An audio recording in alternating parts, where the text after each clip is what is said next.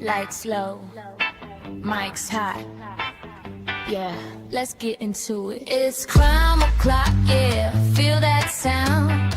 Typically unique when the truth comes out. Tick-tock, won't stop, let the facts talk. Pull up real close, yeah, it's crime o'clock.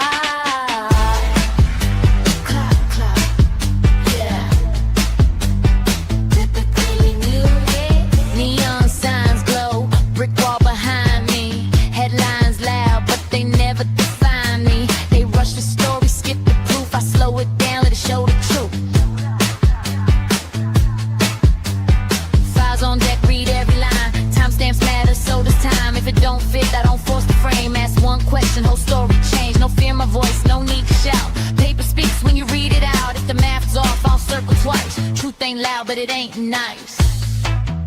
Yeah. Read it again. It's crime o'clock, yeah. Feel that sound. Typically unique when the truth comes out. Tick tock, won't stop. Let the facts talk. Pull up real close, yeah. It's crime o'clock.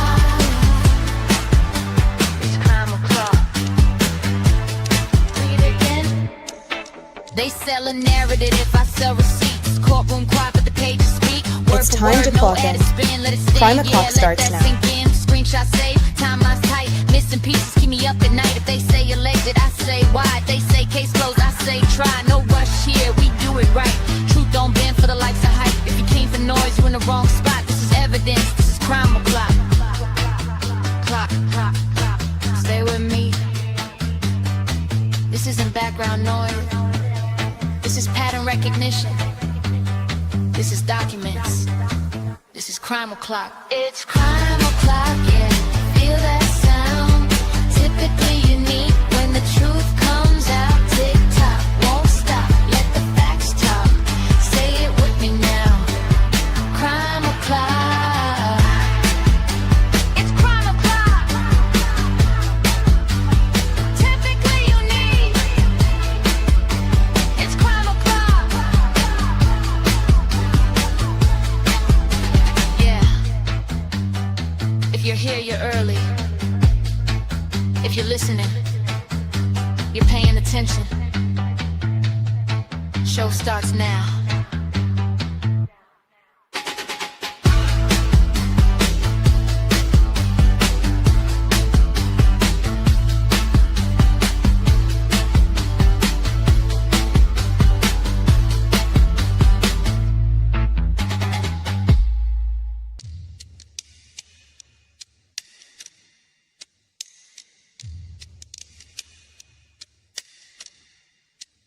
It's time to clock in.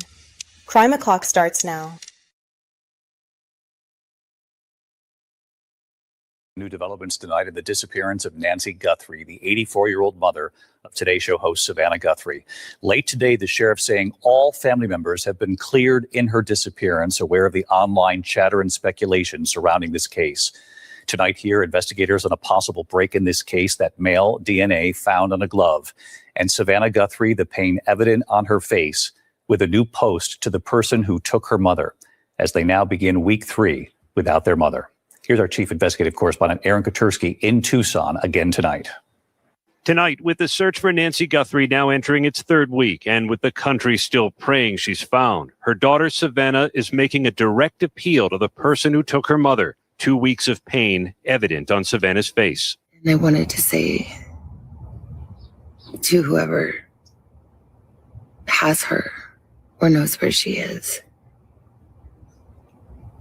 that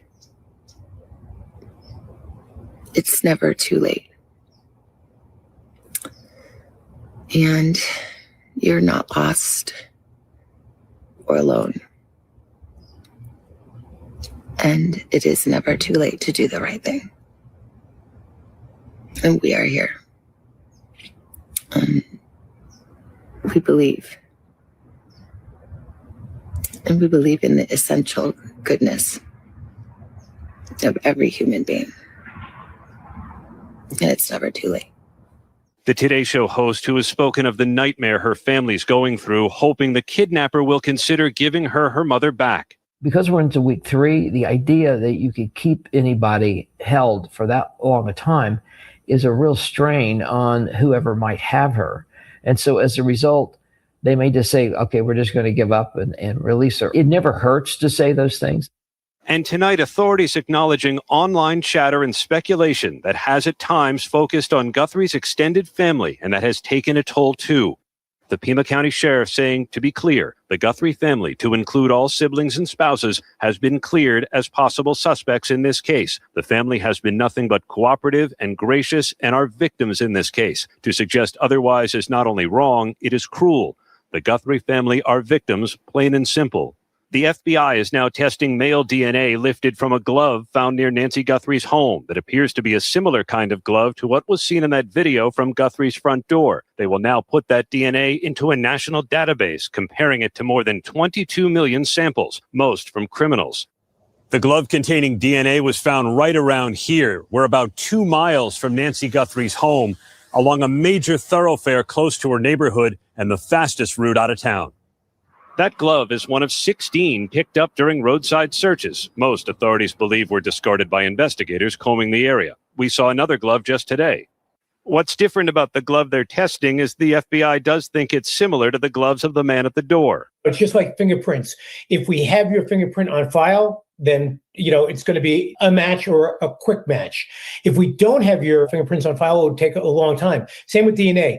Investigators will also determine whether DNA recovered on the property, DNA that is not Nancy Guthrie's or her family's, matches the glove. We've gotten DNA back, and that's why I say, well, they already have the genetic markers of those that we think had access to the home, rightfully so, the family, the landscapers, the pool guy.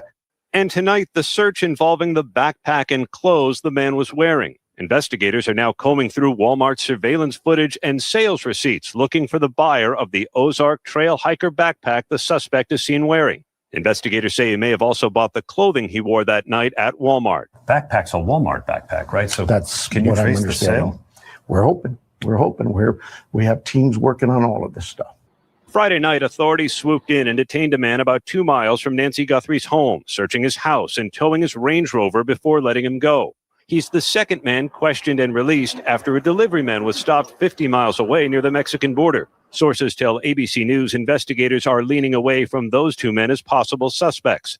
But tonight, Savannah is making it clear she's not giving up hope the kidnapper will bring her mother home. It's never too late. The DNA analysis is underway tonight on the glove. David, the results could be back within days. David? As they now enter week 3, Aaron Katursky on this story again tonight. Aaron, thank you. Now to the search.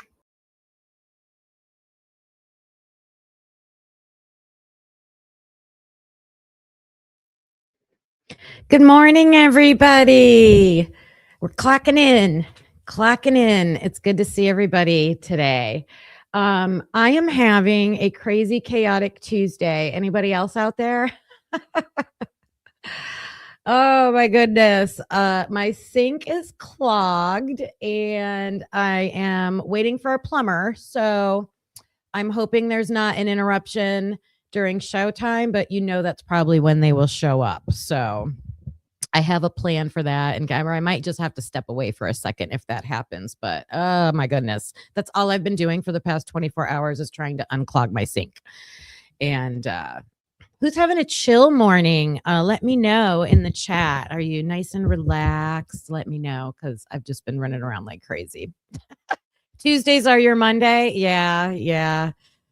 I've had like 2 straight days of I'm getting a lot of stuff done, but so welcome in everybody. I'm glad you're here. This is Typically Unique Crime O'Clock. I'm Kim. And I want to say hello to everybody that's joined so far. I see Beach Babe, Skull, Row, Carlos. Hi, babe. Good morning. Plumber's on the way. Water bottles have been exchanged. Listing off my tasks around here, you guys. Christina sent me a video, a breaking video. So we are going to play that right away because it sounds like something that has just happened or a new update or something. So we're going to look at that. I appreciate you, Christina. Thank you. It's okay if it's a little long. I'm good at like skimming through things. We'll stop and talk about it along the way. What I wanted to do today, I think I've heard Walmart 58,000 million times during this. They keep saying Walmart, Walmart, Walmart. That's where the items were purchased. And I don't know why that would be taking so long. I hope they got to the Walmart stores that are in the area that they are suspecting that these items could have been purchased. I mean, it could be any Walmart anywhere, but I don't know how long they hold on to their video footage. That's a good question to look into. But I would think, because someone said, well, if they used cash, you wouldn't be able to track the Walmart purchases. But yes, you could, because I just had to exchange something the other day and I didn't have a receipt or anything, and they can go into the system. Oh, well, I did use a credit card, so they can go into the system and find it that way. But if you used cash, they could just they're going to scour those receipts. If they know the items, they'll just go through the database. You would think if it's computerized, you'd be able to like somehow have a search system that could go in and identify the items and then look at the day and time that they were bought, and then go find the video camera footage that matches that day and time and start identifying some people. I don't know. Apparently they have 40 people's photos that they're walking around showing to gun shops. So who are those 40 people? I heard someone speculate that they might not all be legit suspects. They might insert some random photos in there. I don't know why you would do that. What if it's one of the randoms that they're like, yeah, he was in here last week? I don't know. I don't know how they operate, but those are some of the things that are going on. So let me pull up the video. All right, where did I put it in my playlist?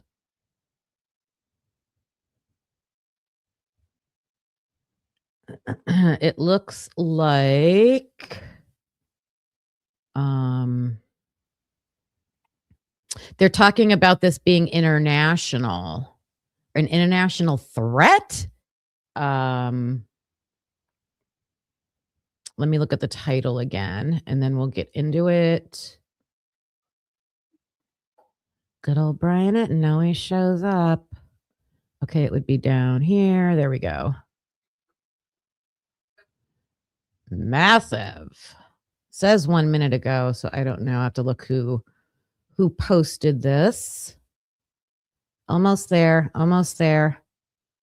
Again, welcome in, everybody. Please hit that like button on your way in. I appreciate that.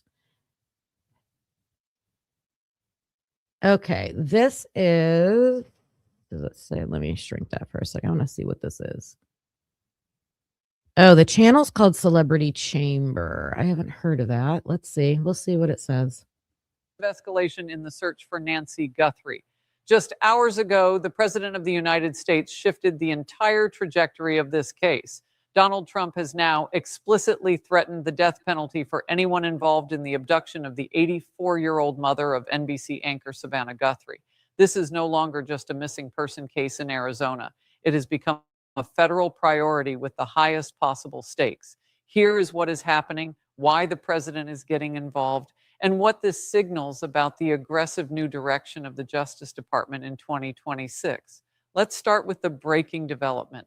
Speaking from Florida today, President Trump was asked if he would direct the Department of Justice to seek the death penalty if Nancy Guthrie is found dead. His answer was immediate. He said, yeah, that's true. He warned the abductors that they would face the most severe federal consequences known to law. This is a critical pivot. Usually, kidnapping is a state crime handled by local sheriffs, but by invoking the death penalty, a punishment largely reserved for federal cases involving treason, espionage, or murder during a kidnapping, Trump is signaling that the full weight of the U.S. government is now bearing down on Tucson, Arizona. They found a glove 2 miles from her home, a glove that matches the one seen in the video. They found DNA evidence that does not match any family member. They have even deployed signal sniffers on helicopters flying low over the Arizona terrain, trying to detect the faint digital ping of her pacemaker. But until today, the narrative was about a local investigation. Trump's statement changes the physics of the case. Why is the president intervening? There are two layers here. The first is personal and political. It is no secret that the current administration has had a contentious relationship with NBC News, yet we are seeing a rare moment of alignment. Trump is publicly backing the family of a major media figure, has taken a lead role, which suggests they suspect the perpetrators might have crossed state lines or are part of a larger organization. There has been speculation, though. Sorry, I'm muted. I said, why does this lady sound like a robot? Does anybody recognize her? So the channel is like, personally, I don't care who the president is. The president of the United States does not, he's not investigating or anything. It's going to be up to the courts, like what happens with punishments and stuff like that. The channel is called, I said Celebrity Chamber, but I don't see any logos on here. So I don't know. We'll listen and then I'll vet it out and see what's said. Unconfirmed about cross-border criminal involvement, given Tucson's proximity to the border. Trump was asked about cartel involvement earlier. Oh my God, I don't wanna Stand hear right about now. him. The Guthrie family has been cleared of any suspicion. The focus is entirely on the unknown male in the ski mask. The FBI has doubled the reward to $100,000. Forensic teams are currently analyzing the DNA found on that glove, running it against national databases. So I'm expecting that that DNA, like I was hoping we would get some results yesterday. I was looking into, I heard someone talk about the FBI being upset about not using their lab because they would want it to be like a fully accredited, things like that lab. Well, I looked up, it's International DNA Lab, something like that. I looked up their website, and it's a all-woman run company, which I love that. And they are fully credited. I also looked up Othram, and they are also fully credited. Even there was a special assertion that said FBI like accredited. So I don't know why there would be any questioning about what they would do. The International DNA Labs in Florida, where the DNA was sent, they had a little video on their website. They seem very focused on the fact that they know the seriousness of trying to solve a crime. And they keep that as their number one focus. So I don't know why there's an issue with that. I mean, they call them private labs, but it seems like they've gone through all the accreditation to get, all the verifications they need to have. Hey, Krista, good to see you. Star Bright. Hello, Capture Dandy. Oh, you don't think they're gonna find her? I think they'll find her. I just don't know if it's going to be in the way that we all hope. I mean, eventually, I think they'll find her. I just don't know how long it's going to take.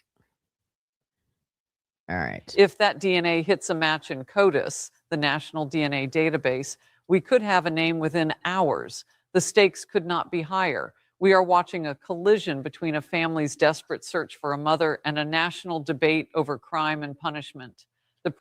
I don't know why she said CODIS, you can have a match within hours. The FBI received the DNA, from what I heard from media reports, was Saturday. They had to do some final checks just to make sure everything was in order. And then I do have a previous video a while back about CODIS and like how many samples do they allow? Because there was a question about that in the Idaho 4 case. And So that process should not take that long. I was hoping for something yesterday. So I guess every day now I'm going to be like, I hope it's coming in today. President has drawn a red line, infrared light, lucky at the scene, but has no idea how to finish the job. The Department of Justice isn't taking chances on either theory. They have flooded Pima County with resources rarely seen on American soil for a single missing person. We are talking about signal sniffers, highly classified surveillance tech usually used to hunt terrorists in war zones. These devices are currently sweeping the Superstition Mountains, listening for the specific electromagnetic frequency of Nancy Guthrie's pacemaker. It is a hunt for a digital heartbeat in a haystack of static. This massive federal footprint is happening against a backdrop of intense national anxiety. The economic atmosphere in early near the crime scene is currently being run through CODIS, the National Offender. It hit nothing. Zero. This is a massive strategic blow. It means the man in the ski mask has likely never been arrested in this. Extracted from that glove do not match any known offender in the United States. Wait. Family has cleared their names and pleaded for mercy. Now the entire country waits to see if the pressure forces a release or if it pushes the abductors to make a final desperate mistake. We will continue to monitor the wire for the DNA results. We are now getting word from sources close to the investigation about the preliminary DNA results, and they have delivered the one outcome federal agents were dreading most: a ghost profile. The genetic markers extracted from that glove do not match any known offender in the United States. The sample was run against the local DNA index system, the state DNA index system, and finally the national DNA index system, a database of over 14 million offender profiles. It hit nothing. Zero. This is a massive strategic blow. Is this okay? Now we got to fact check this. Is it so? She's saying, someone help me get out there. She's saying that they had preliminary results come back. I'm suspecting it's AI, Lucy. Someone sent this to me, so we're proceeding with cautious, right? We're just gonna ferret this out. So let me look. If I don't think any results have come back yet, so let me look. Yeah, we got to be real. And this is pretty rare to see during an active investigation a statement like this where people are outright cleared. And he hasn't done this in the past. Share. Be quiet, Brian. Investigators zero in on cutting edges. Yeah, no, I don't think I see anything. Let me see. DNA CODIS. I could check Twitter too, because you know it would be on Twitter. Results for Nancy Guthrie. Let's see. It just says crucial, and this was from yesterday, 8 hours ago. Could CODIS crack the case? Day 16, awaiting results, pending. Yeah. So, all right. Okay. I have things lined up that I want to show. CODIS is only for people that have been arrested and their DNA goes into a database. That's CODIS. The families were eliminated because they swabbed the family members, and then they have the DNA from inside the house, and they take the swabs from the family member and they match it to the DNA and they see if it's a match. So they did all that supposedly with the children of Nancy and their spouses, and they're saying that there was no match. Does that make sense?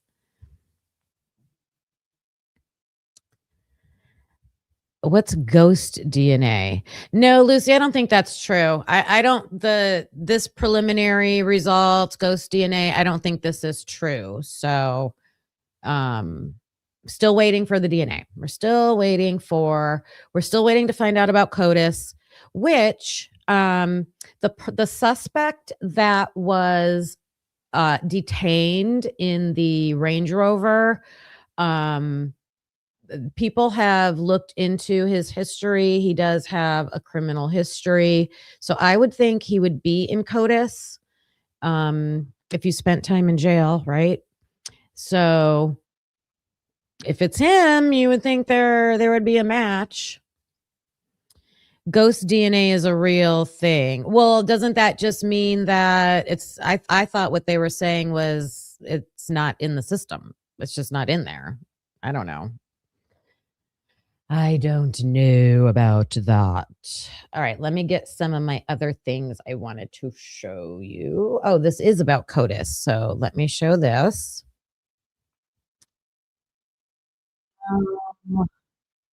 Can we open up in the tab?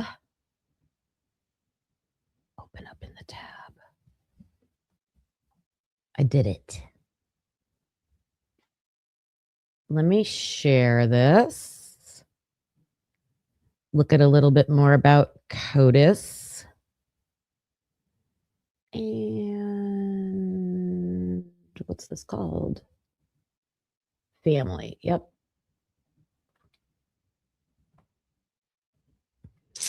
Hello to everybody. The disappearance of Nancy Guthrie, the 84-year-old mother of Today Show host Savannah Guthrie.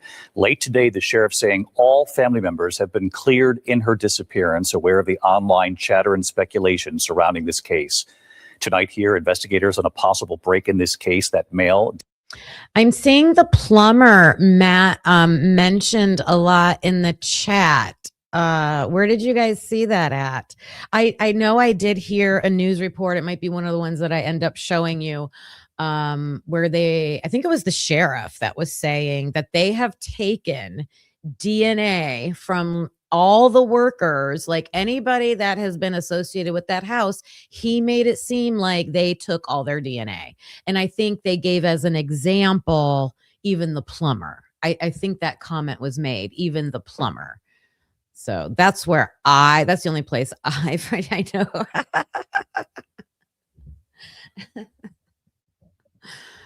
Oh my goodness. DNA found on a glove, and Savannah Guthrie, the pain evident on her face, with a new post to the person who took her mother. I can't. As they now begin week 3 without their mother. Here's our chief investigative correspondent, Aaron Kotursky, in Tucson again tonight.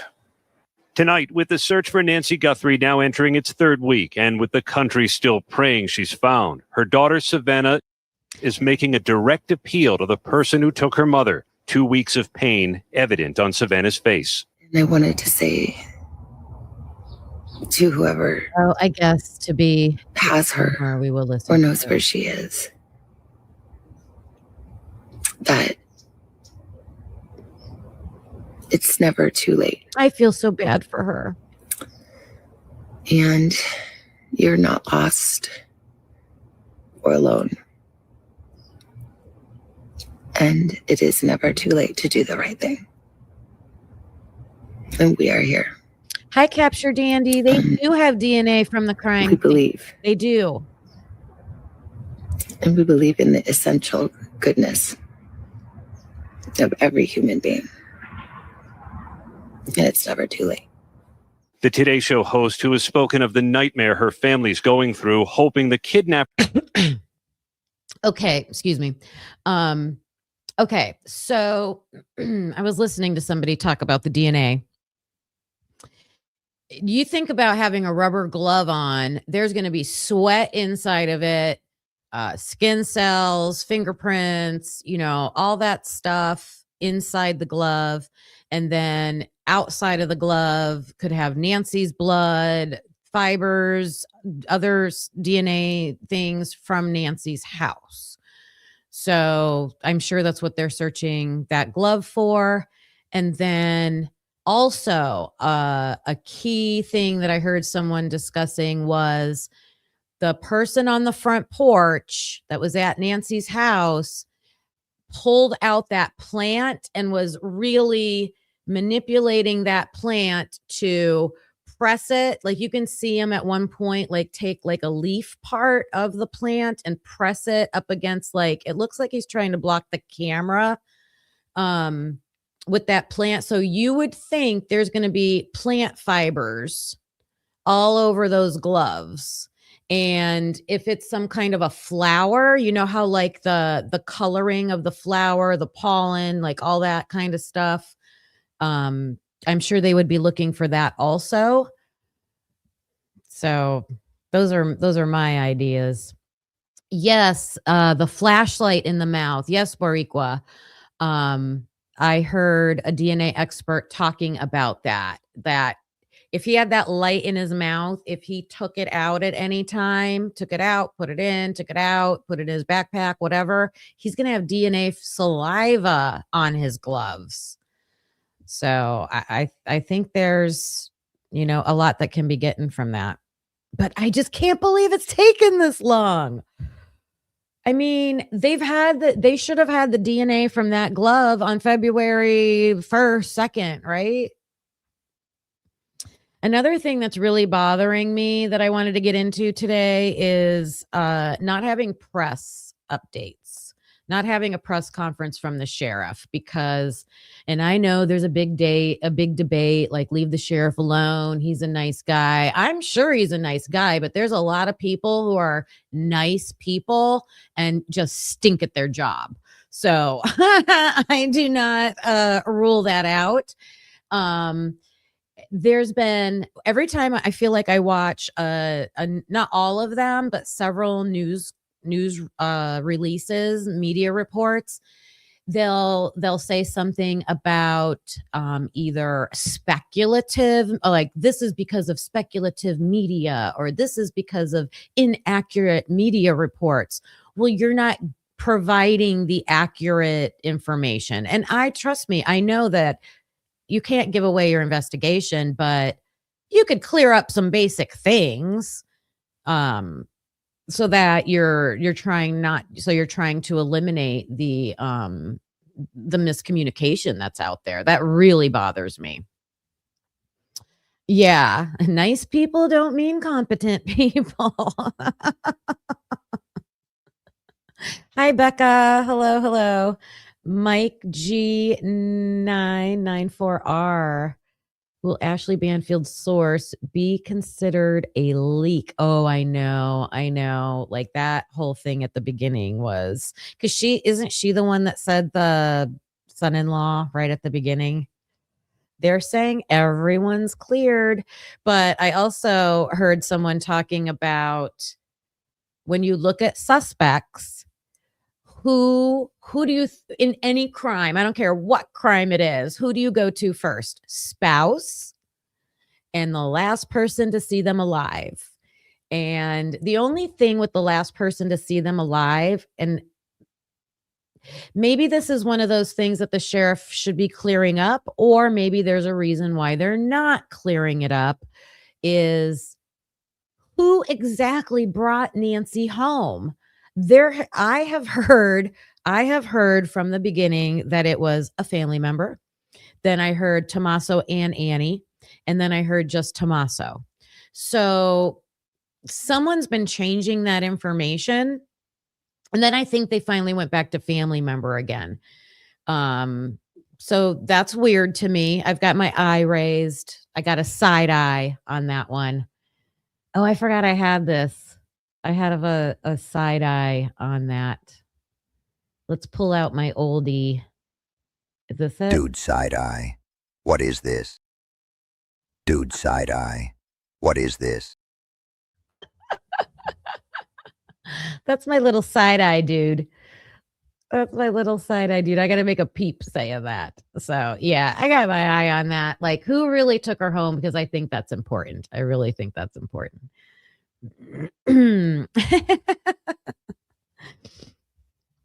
Okay, I'll fast forward through this if we need to. We'll consider giving her mother back. Because we're into week 3, the idea that you could keep anybody held for that long a time is a real strain on whoever might have her. And so as a result, they may just say, okay, we're just going to give up and release her. It never hurts to say those things. And tonight, authorities acknowledging online chatter and speculation that has at times focused on Guthrie's extended family and that has taken a toll too. The Pima County Sheriff saying, to be clear, the Guthrie family, to include all siblings and spouses, has been cleared as possible suspects in this case. The family has been nothing but cooperative and gracious and are victims in this case. To suggest otherwise is not only wrong, it is cruel. The Guthrie family are victims, plain and simple.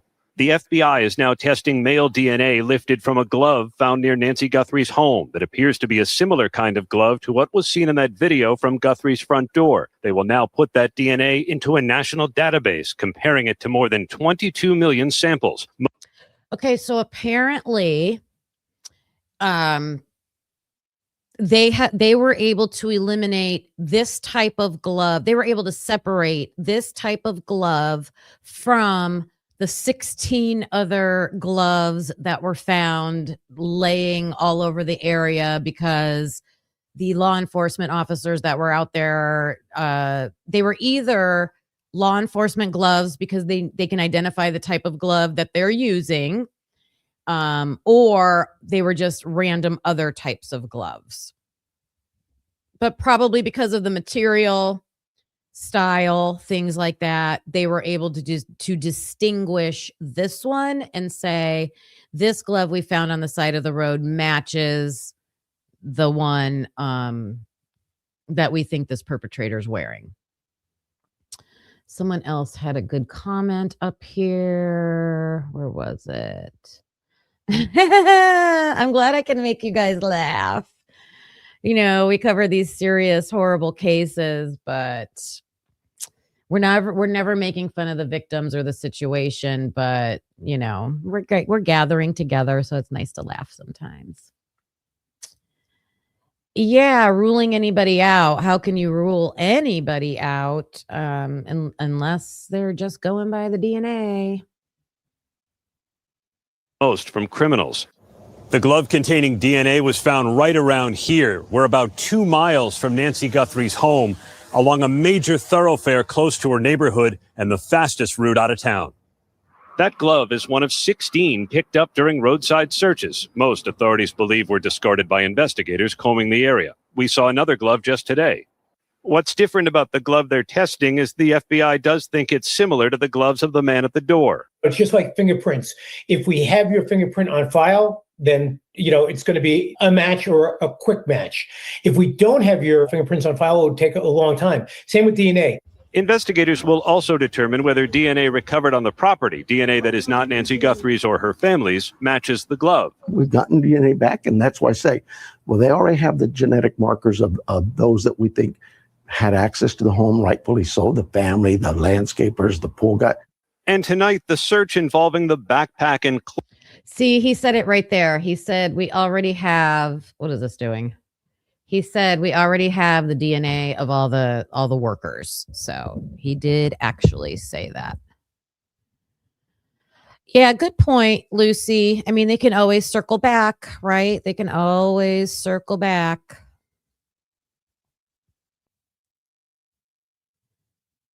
Krista, you're funny. I forgot my question.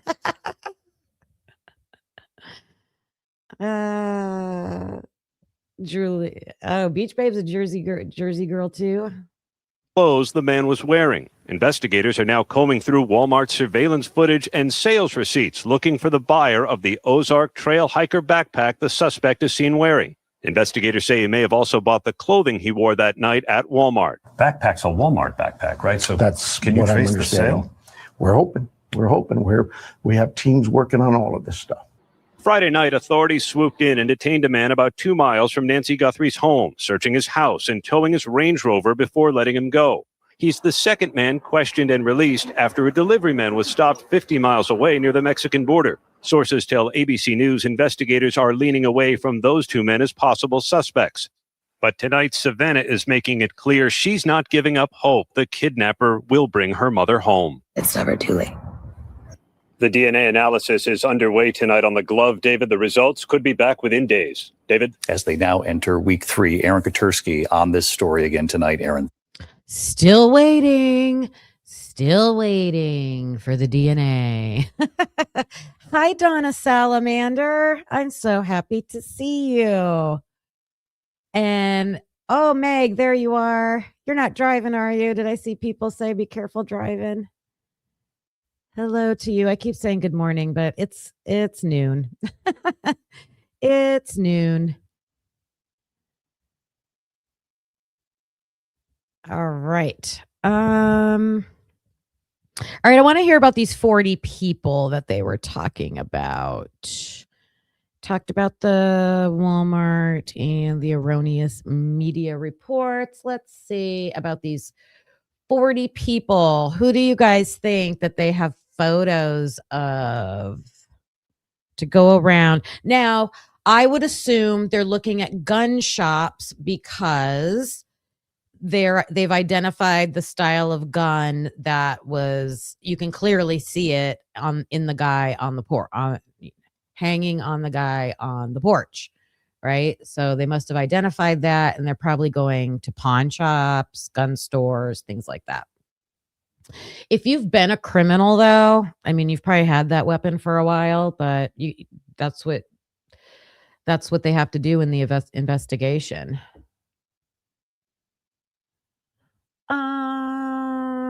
I think nope. Okay.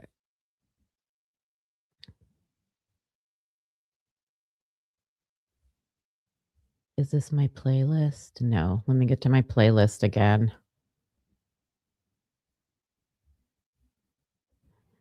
All right. So 40 people. Do you think the family members that they detained Friday night are on there? The disappearance. Is this it? Yep, this is it. That's the only person I can think of. Uh-oh. Why are we? Let me refresh it. The disappearance of Nancy Guthrie. Oh, this. Hey guys, thanks so much for checking out my show. I really appreciate it. Thanks for checking out my show. Up in this episode of Brian Ensign Investigates.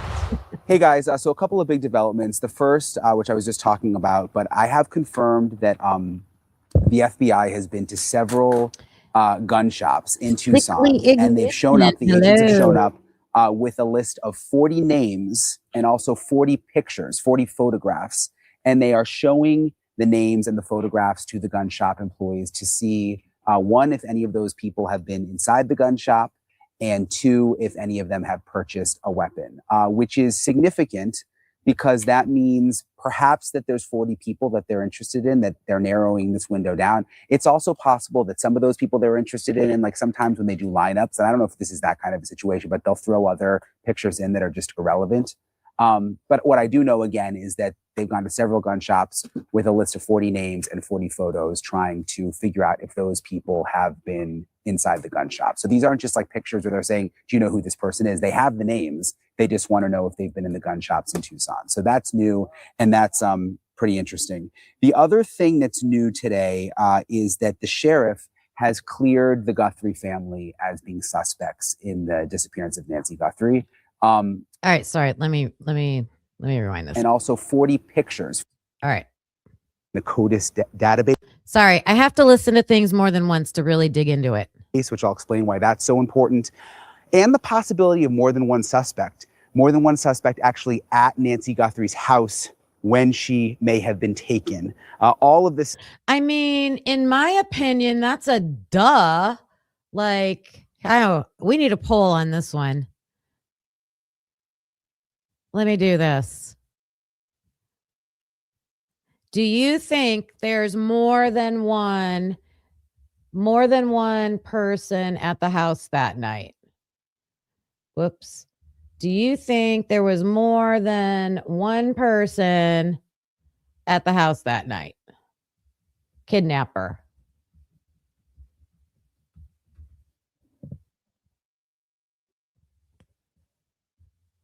All right, answer that poll for me, because to me, I do. I think there was more than one person, but tell me what you think. All right, he's going to tell us about these 40 people and the gun shops. This is coming up in this episode of Brian Ensign Investigates.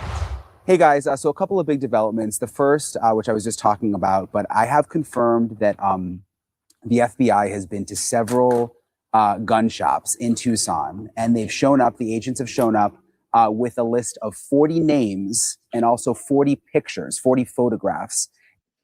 Oh, so they have a list of names and pictures. That's interesting. And this is the FBI doing this. And they are showing the names and the photographs to the gun shop employees to see, one, if any of those people have been inside the gun shop, and two, if any of them have purchased a weapon, which is significant because that means perhaps that there's 40 people that they're interested in, that they're narrowing this window down. It's also possible that some of those people they're interested in, like sometimes when they do lineups, and I don't know if this is that kind of a situation, but they'll throw other pictures in that are just irrelevant.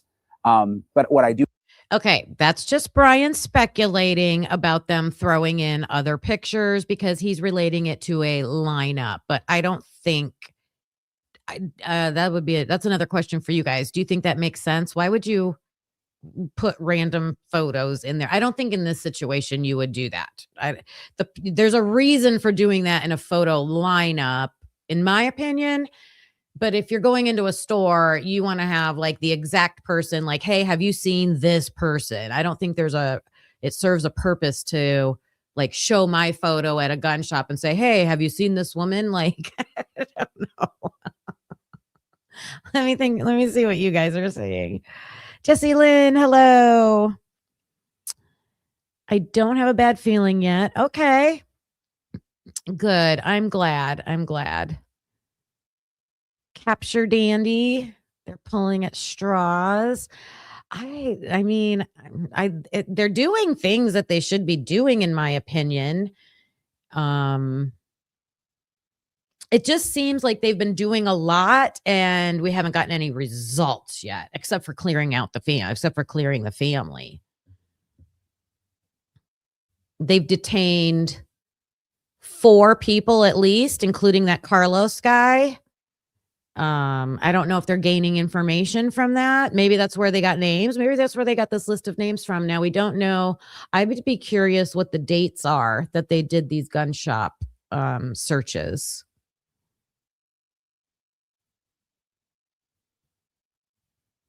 Yeah, good question, Krista. Are those like true suspects? Are they just like people that are leading them? You know, they're just going to try to get closer and closer. You know, again, is that they've gone to several gun shops with a list of 40 names and 40 photos trying to figure out if those people have been inside the gun shop. So these aren't just like pictures where they're saying, do you know who this person is? They have the names. They just want to know if they've been in the gun shops in Tucson. So that's new. And that's pretty interesting. The other thing that's new today is that the sheriff has cleared the Guthrie family as being suspects in the disappearance of Nancy Guthrie. Don't need to hear that. Necessary delays in getting DNA into the FBI database. Let me read you what she's reporting from here at Nancy Guthrie's house. Is being tested. The FBI says it matches the glove that was on the suspect. This is for your important. profession and report with some sense of compassion and professionalism. So it's kind of an emotional statement that he's giving, and he's clearly fed up with people. All right. He's going to talk about the DNA in the house, matching the DNA on the glove. This is important. Issue just in general with this case, damage to their reputation and so but the big news is flat out now we know that the Guthrie family has been cleared. The other new piece of reporting here has to do with, you guys know that this glove that was found 2 miles from here at Nancy Guthrie's house is being tested. The FBI says it matches the glove that was on the suspect in the surveillance videos we've seen. We know that it's being tested and it's going to be put into the CODIS database, which is this FBI database of DNA, mostly criminals, where they can go and they can cross-reference and try to figure out who the DNA belongs to. But we're learning about now delays, and it's whenever you're watching this, I'm not sure. Okay, I got to hear this one more time.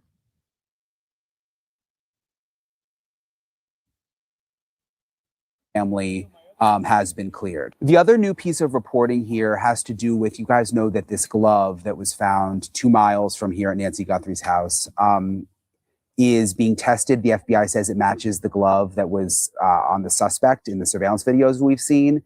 We know that it's being tested and it's going to be put into the CODIS database, which is this Wait a minute. Wait a minute. What did he just say? How is he saying this? Help me out. Listen carefully. It's just, irresponsible. So but the big news is flat out now we know that the Guthrie family has been cleared. Coming up. The right other now. new piece of reporting here has to do with, you guys know that this glove that was found 2 miles from here at Nancy Guthrie's house is being tested. The FBI says it matches the glove that was on the suspect in the surveillance videos we've seen. We know that it's being tested and it's going to be put into the CODIS database, which is this FBI database. Okay, I heard that wrong then. Maybe I heard it somewhere else. He's just saying that the glove on the side of the road matches the glove that the suspect was wearing and that the DNA from the glove is going to be put into CODIS. Okay. Of DNA, mostly criminals, where they can go and they can cross-reference and try to figure out who the DNA belongs to. But we're learning about now delays, and it's whenever you're watching this, I'm not sure, but right now it's Monday night. We've learned that it's still not in the CODIS database. And my colleague, Libby Dean, a correspondent who works in Washington, D.C., has some sources saying there are unnecessary delays in getting DNA into the FBI database. Let me read you what she's reporting. She says, the decision to send the glove with DNA to a private lab in Florida is causing what one source familiar with the case calls unnecessary delays in getting the DNA entered into the FBI's CODIS database. That's because the FBI does not accept DNA submissions directly from private labs. Instead, once testing is complete in Florida, it's likely the DNA data extracted must first be sent back to the state of Arizona, where it can be uploaded and becomes shareable with the FBI for entry into CODIS. That extra step adds time, creating what the source describes as a catch-up process when the FBI could have processed and entered the data within a day, according to the source. So, okay. A couple things about this. So that's interesting. So it's not that the FBI isn't saying that the testing that this private lab did is questionable. It's that they must have maybe it's a I bet it's chain of custody, right? The chain of custody for some reason. I don't know. That's so weird. So they're saying, now think about Idaho 4, you guys. They're saying the FBI cannot take DNA from international DNA labs in Florida because they're not allowed to do that. The DNA has to go back to Tucson, get some kind of paperwork or processing done there, and then given to the FBI. Now, remember, in the Idaho 4 case, we heard Othram was processing the DNA and then told to stop and give it to the FBI. So I'm wondering, did they give it back to Idaho? Did they give it back to Moscow? And then it went back to the FBI? Like that's curious. That's very curious to me. So that's why they're saying there's a delay. So I also heard him say as of Monday night, so last night, that DNA is not in CODIS yet. So as of Monday night, that DNA is not in CODIS yet. But this is contradicting what I heard earlier, because I swear, I will go back and fact check this, but I know I listened to a media report where they said, I thought they said the FBI had the DNA like Saturday, but they were waiting for some kind of processes. So maybe that's what they really meant. Maybe they meant it's got to be, they're waiting for like the protocol to be followed for it to go back to Tucson, Arizona, and then to the FBI. I don't know. And that's something to dive into. When did the FBI getting the DNA? That's crazy. That's like don't they have like expedite this, like rush? Hello, Sleuther 75. I hope I said hello to you. Laura D, hello. Crazy. basically, the FBI is saying again that because the Pima County Sheriff's Office did not send this DNA directly to Quantico to the FBI facility and instead sent it to their private lab in Florida, that it's slowing things down. Of course, the Pima County Sheriff has come back on some of that criticism in the past and said, look, we actually talked to the FBI before. Do you think it's the FBI starting this petty beef? Like, are they, butthurt, for lack of a better term? Sorry. Like, are they wanting to do things? I don't know. I mean, or are they truly frustrated because they're like, look, we have tools and means, which we all know, whether we agree with them or not, that this could have been expedited, and they probably can't. I mean, I don't know if I would share that with this sheriff. Like, they're probably not telling him, look, we could do this, this, and this if you would just let us do it. They're probably not able to, or choosing not to with him, but still asking like, hey, let us do it. Let us do it. Wink, wink. Let us do it. And, he doesn't see the reason why. So he's like, well, I'm just doing what we always do. We're suffering from PTSD. I know. I compare every case now to the Idaho 4. And this case has so many similarities. We went with our Florida lab and we were all in agreement. So it's still kind of tricky there. You got two different people telling two different stories there, but it sounds like, according to Libby's source, there's a delay now in getting this DNA into the CODIS database because it went to the private lab in Arizona, which is interesting. I'm joined now by Maureen O'Connell, retired FBI agent and friend of the show. It's nice to see you again, as always, Maureen. And Morgan Lane, who is worked in forensics for a long time, is new to the show, is friends with Maureen. And just, if you don't mind, Morgan, just tell my viewers a little bit about your background before we start. Sure, of course. Yes. So I've been working in the field of forensics for approximately 22 years. Primarily, all of my investigations have been major crime scene investigations, to include homicides, attempt homicides, sexual assaults, all the way down to burglaries. My career was in LA County, and I was finished my career as a forensic supervisor at Hawthorne PD. Great. Well, just it's nice a few to meet. days ago. She just finished a few days ago. Yeah. Okay. Well, we're happy to have you on. Thank you so much, Morgan. I want to start out reading you this, Maureen, though, because this just happened. This is a new statement from the Pima County Sheriff.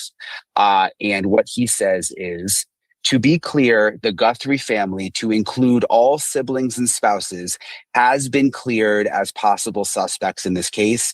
The family has been nothing but cooperative and gracious and are victims in this case. To suggest otherwise is not only wrong, it is cruel. The Guthrie family are victims, plain and simple. Please, I am begging you, the media, to honor your profession and report with some sense of compassion and professionalism. So I wanted to see what you think, Maureen, because he's sort of alluded to that in the past, but then he's also said things like, well, everybody's still a person of interest. But now he's being very clear in black and white that they are cleared as possible suspects, and that includes siblings and spouses. What do you make of it, Maureen? That's the most definitive thing he's ever said throughout this entire investigation. So I'm glad to hear it. If that's what.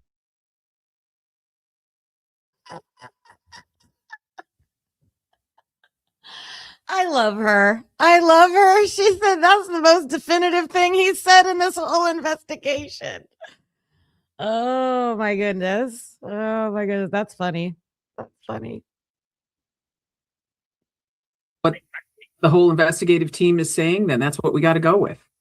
Do you think that means that they may be closing in on someone? That's what I thought. Like, does this mean that if they're clearing all of them, does that mean they may be getting closer to finding who did it? Yes, I think that's exactly what this might mean. And, we're expecting DNA results as early as today. So they may be planning something big within the next day, maybe tomorrow. You've sort of got the sense, Maureen, that something has been building, that you may be getting closer, maybe even this week. Yeah, I've felt this inertia building for the last week or so. And it also comes from the experience of being in big investigations where you've got subpoenas out, you've got the DNA information out. They're telling us it's going to come back. We executed search warrants. The search warrant information caused us to subpoena more people. You've got some people probably under surveillance, other people with the whole phone situation and all the advanced technological stuff that's happening. It's all just coming together. When you add into that the tips and leads, and then how they doubled when they doubled the reward, we've got a lot of information pouring in, getting merged and purged every which way. And I just hope that it's go time. I want to ask you, Morgan, because there's been a big focus on the DNA the last couple of days, because we know they found DNA in Nancy's house, and then they also found DNA on this glove 2 miles away from Nancy's house that apparently the FBI says looks like the glove that the suspect was wearing.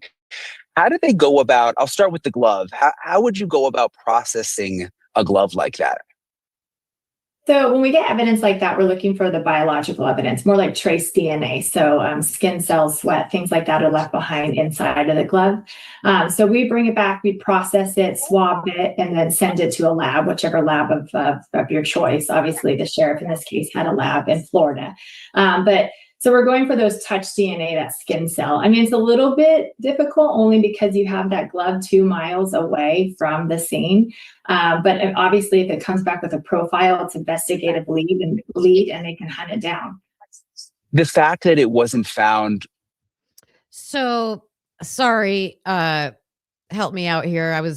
I started another poll, so ask if you could answer that. Our last poll was 88% of you think it was more than one person at that house that night committing this crime. 12% did not think that. This new poll is, who do you think the issue is? The FBI, the sheriff, or neither of them? Like, this could just be, being blown out of proportion with the conflict between those two.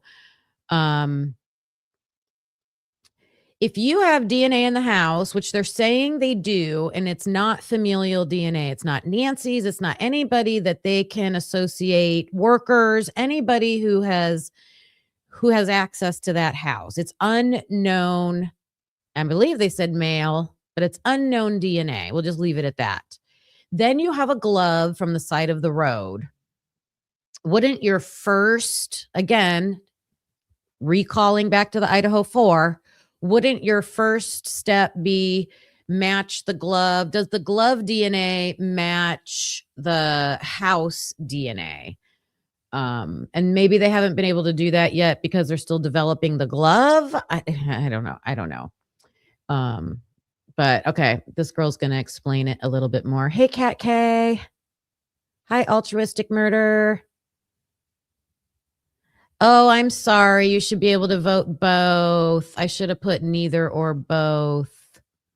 Sorry about that. I'll remember that for the future. It was found almost 2 weeks later. Is that an issue? I mean, I don't think it had rained at that point, but it's still, outside here in Arizona. I mean, it can have effects on it, but I mean, the bigger issue is going to be down the road in court. But either way, the goal obviously is to get Nancy back. So if they're going to swab that, get some DNA from it, and then run that lead down, then that's the ultimate goal. How it holds up in court might be a little bit trickier later because you're talking, like you said, 2 weeks down the road, 2 miles away from the house. I mean, it's a good defense if someone wants to ask later, could that glove have been, thrown out when he was on a walk or when he was driving down the street or however it got there. Yeah, you talk about defenses. I was thinking that too, just that they acknowledge that there's been so many gloves that have found and that searchers have dropped gloves. I mean, that seems like a defense attorney would just key in on that statement that they put out. With Nancy's house, though, they've said. I'm just kidding, you guys, but hopefully you all know what I'm talking about if you followed the Idaho 4 case. So I just get those little things in there when I can. Right. Can I weigh in on the gloves? Yeah, go. Yeah, always, Maureen. Just feel free to jump in. When we're talking about the gloves that they found, those 17 other ones, you have to understand a couple of things. Number one, they had a bunch of searchers out there. I think they said at the beginning that they were volunteers. And, they have this whole contingent of people, sworn and unsworn, and volunteers that come out to do all their search and rescue stuff. So they have a different sense of evidence and throwing things away than me.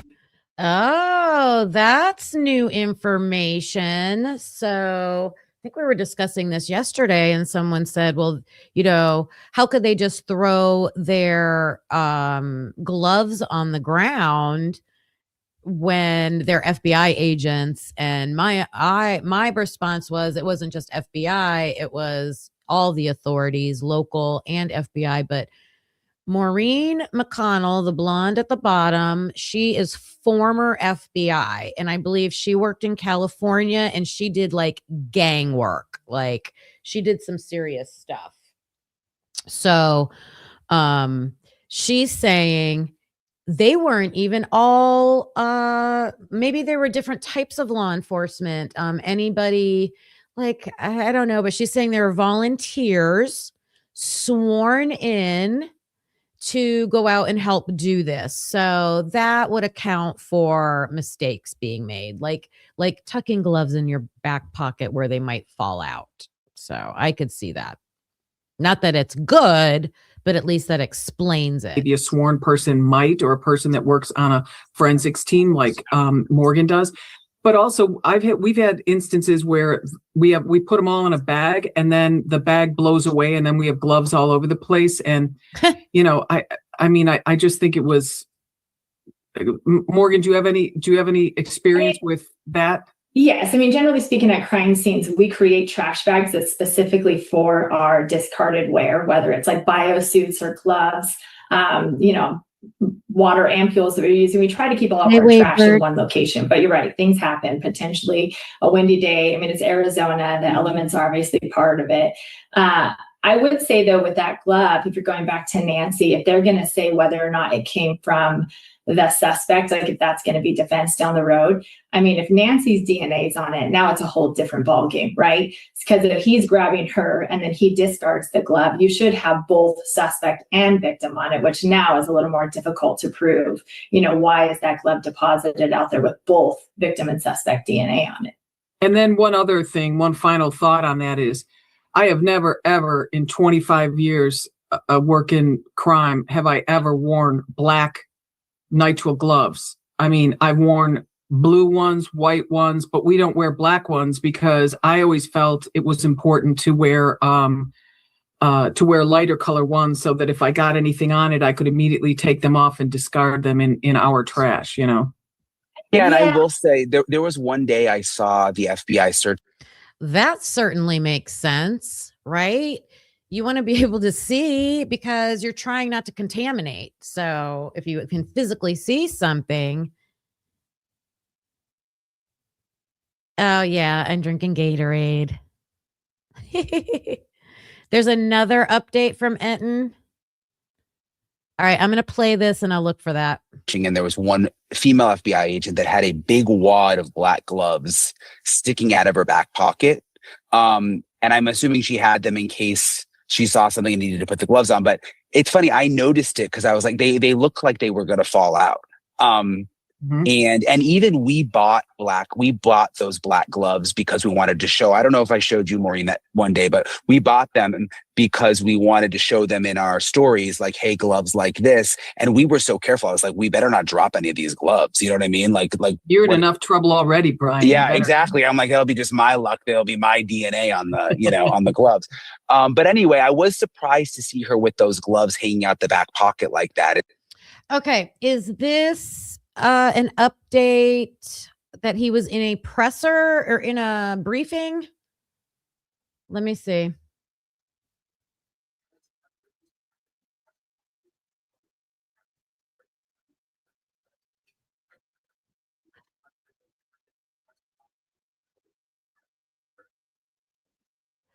How do you find the date of a video that is a short? I want to check the date. And you got to be careful with Brian Enton because he likes to post new things and say it's new, but it's really old. A lot of people are doing that, not just him. But how do I find the date that a short was created?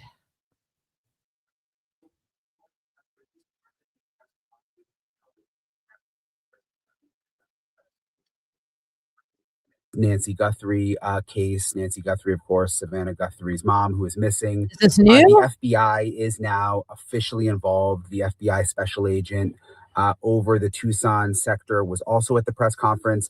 There is not a ton of new information released. I asked about we could see that it looked like there was a Ring camera that was sort of ripped off the front of Nancy's old. house. And I This asked is old. the sheriff about that, and he acknowledged that they have also noticed that too. And they're Oh my goodness. Christina, you want to send me the link? Anybody see for Enton updates, go to Twitter. Yes, I could do that. All right, I'll play this while I'm doing that.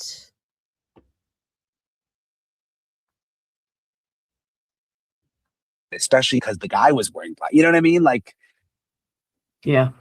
Yeah. what were you going to say though, Morgan? Sorry. Along Maureen's lines. I mean, there are black gloves. You can purchase them, generally speaking, for the exact reason that Maureen said we don't. A lighter colored glove shows if we have any fluids on our hands, when they get covered in black powder for processing for prints. Like, you can obviously see how much is on your gloves, so you can exchange them out. We have used them, but we switched away from them. I want to ask you about, Morgan, about the house specifically, because the sheriff has said that they found DNA in the house that does not connect to Nancy. It's not Nancy Guthrie's DNA, and it's not her family or anyone in her inner circle, which I guess would mean that they've swabbed everybody at this point. Is that what that means? Yeah, I mean, direct comparisons are easier to get through, quicker to get through. You're not uploading into the CODIS database. You're not trying to go through all of those profiles. It's quicker to do a direct comparison to a family member. So I'm assuming right off the bat, they asked for consent from those family members to get some buccal swabs from them and to get them sent to the lab for comparison. I'm guessing that's why you got that news today, that they're going to be able to rule those family members out. I guess based on the glove, if we're assuming the glove and the house, whatever that foreign profile is that's unknown at this time, I'm assuming it's coming back to no one. So when they would go into a house like Nancy's to process it, and they say that they found DNA that doesn't belong to Nancy or any of her friends or family, how does that come about? Are they just swabbing the whole house? Like, can you really walk me through how they go about processing a house like this? So generally speaking, when we go into houses, we want to look for areas that we believe were some point of contact by the suspect. So, I mean, in this case, it's a little more difficult because we don't have Nancy to say, you know, this item was moved or this item has disappeared. So we're looking for areas where maybe it was disturbed, or I'm assuming because the family went to check on her, they noticed areas that looked maybe out of place or. Okay. I found his it's just a little short. I don't know how much anything new he's going to show, but let's check this out real quick. Why does it like to spin on me?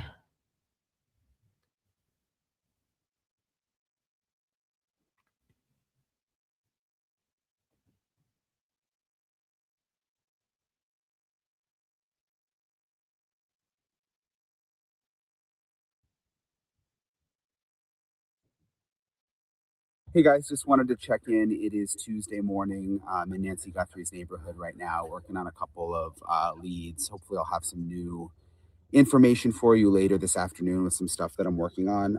But no significant developments today from the Pima County Sheriff's Office. We don't know of any briefings that are going to be happening. I obviously reported last night to you what I learned about the gun shops, which I'm still trying to get more information on. But I do know that the FBI went to several gun shops in Tucson and had 30 names and 40 photos that they showed the employees, trying to see if those people had been at the gun shop or had purchased a weapon. So a lot of people are like, well, what are the names? You know, I mean, obviously we're very careful about what we report here. So, but I am trying to dig a little more and get a little more on that front. Good. And that's pretty much it right now. I will keep you guys posted as the day develops. Again, I might have a few solid things that I'm working on today. So I'll let you guys know. All right, bye. Oh, but it also rained a ton this morning. I mean, a lot of rain in Tucson, and now the sun's finally coming out. All right. Not too much there. He's working on some things.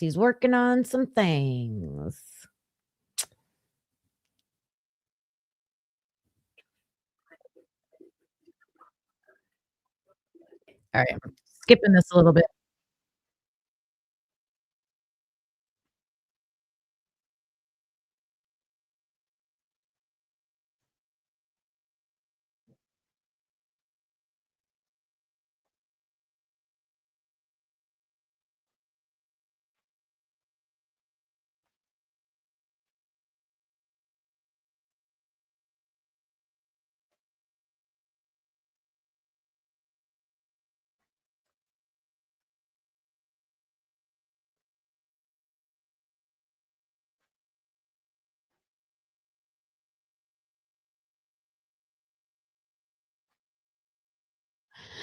You know, I love that she is saying this. She's saying like test everything, like even like out of the box, where would somebody, when you're in a house for 41 minutes, what could they have possibly touched? Sink handles, drawer handles, all the doors, all the door handles, doorknobs, and when we talk about the Idaho 4 case, like Carlos and I would always debate that because I'm like, test everything, like, especially with those unknown male DNAs that they had. Like, she's saying, like, they did, every little thing they could think of. And I'm glad to hear her say that because it validates, like, my thinking. Like, it's not, the FBI is not, at least she's not looking at that as a extreme waste of resources and time and money.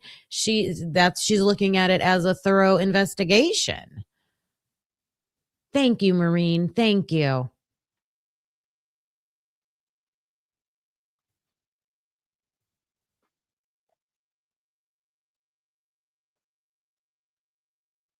Oh.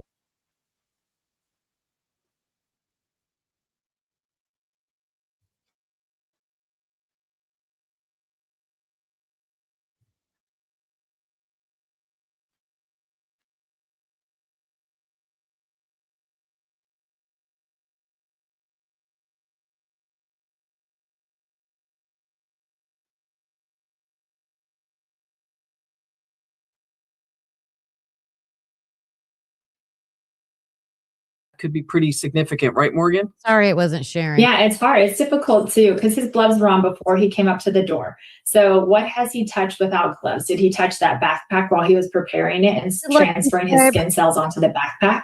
And then he touches the backpack with his gloves. He's now transferred that DNA onto his gloves that then could be transferred onto the door handle or somewhere inside of the house. Like, it's easily transferable, which is what we see in law enforcement, especially with touch DNA. It's not a large, like wet sample, blood, semen, saliva. It's a very free, lightweight sample that can travel and transfer easily. So although he thought he might be careful, it's very, very easy to transfer that stuff.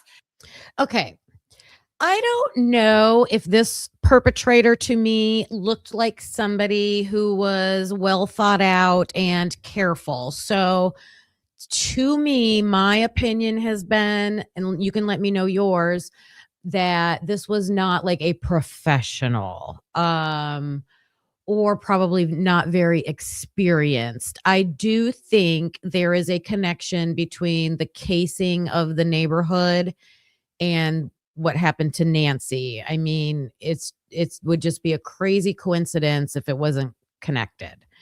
The reason I say I don't think they're professional is because I was watching the video again of when the masked guy goes up onto the porch, and it seems like his purpose for doing that is the camera.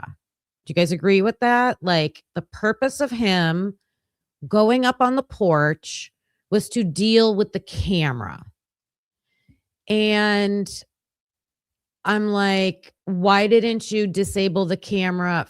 You could have easily, and I think I heard this on Nancy Grace's show, so I didn't hear it. I heard someone talking about it, that she proposed, and I know you can do this because this is how I will change the batteries on my doorbell camera. You could open the front door, reach your hand out so all anybody would see is your masked hand, and lift that those boxes,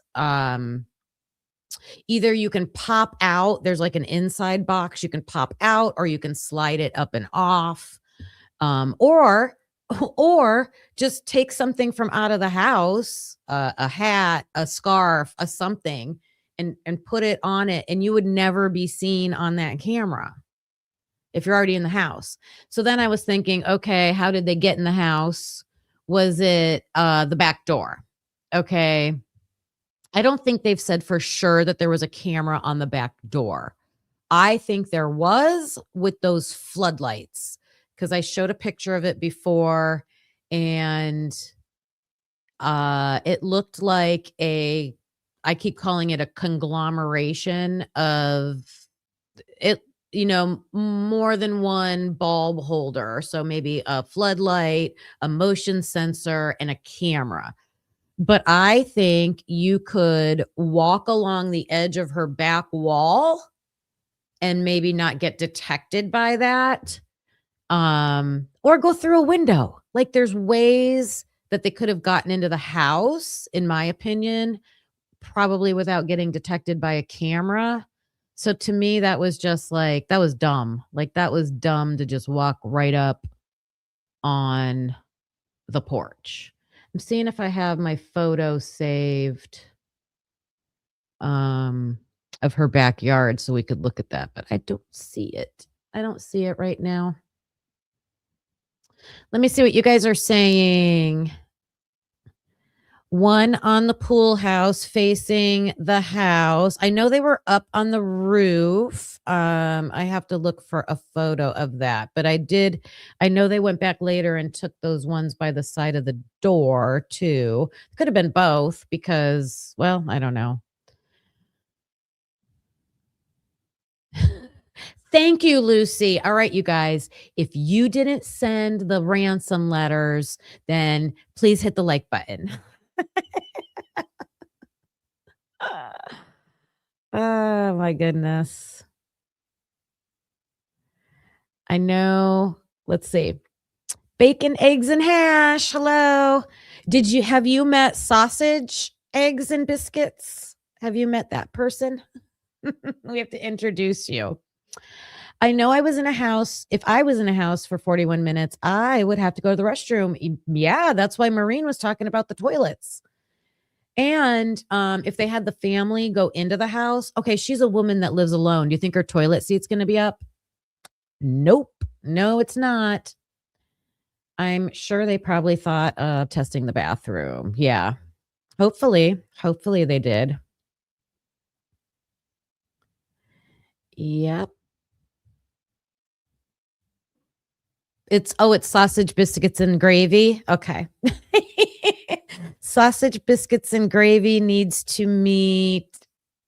I forgot your name already. Sausage, eggs, and hash. Was that what it was?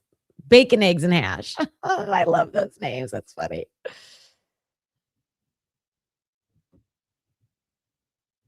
From other items you've touched. If he bought that weeks ago, if he wore that outfit, got dressed, he might have some skin cells on it. Then he's touching it with. He's just probably accumulating it on the gloves and then transferring it. If he's in there for 40 minutes and, his hands are starting to sweat, he's in that jumpsuit. Like, you could now be, you're maybe there's some perspiration going on and dripping from the gloves. It's hard to say. But 41 minutes. Wait, she said jumpsuit. She said he's in that jumpsuit. Do you think it looked like he was wearing a jumpsuit? Does she know something we don't know?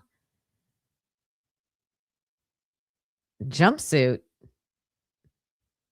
I don't know. You love it. That's good. It's the breakfast crew. It's the breakfast crew.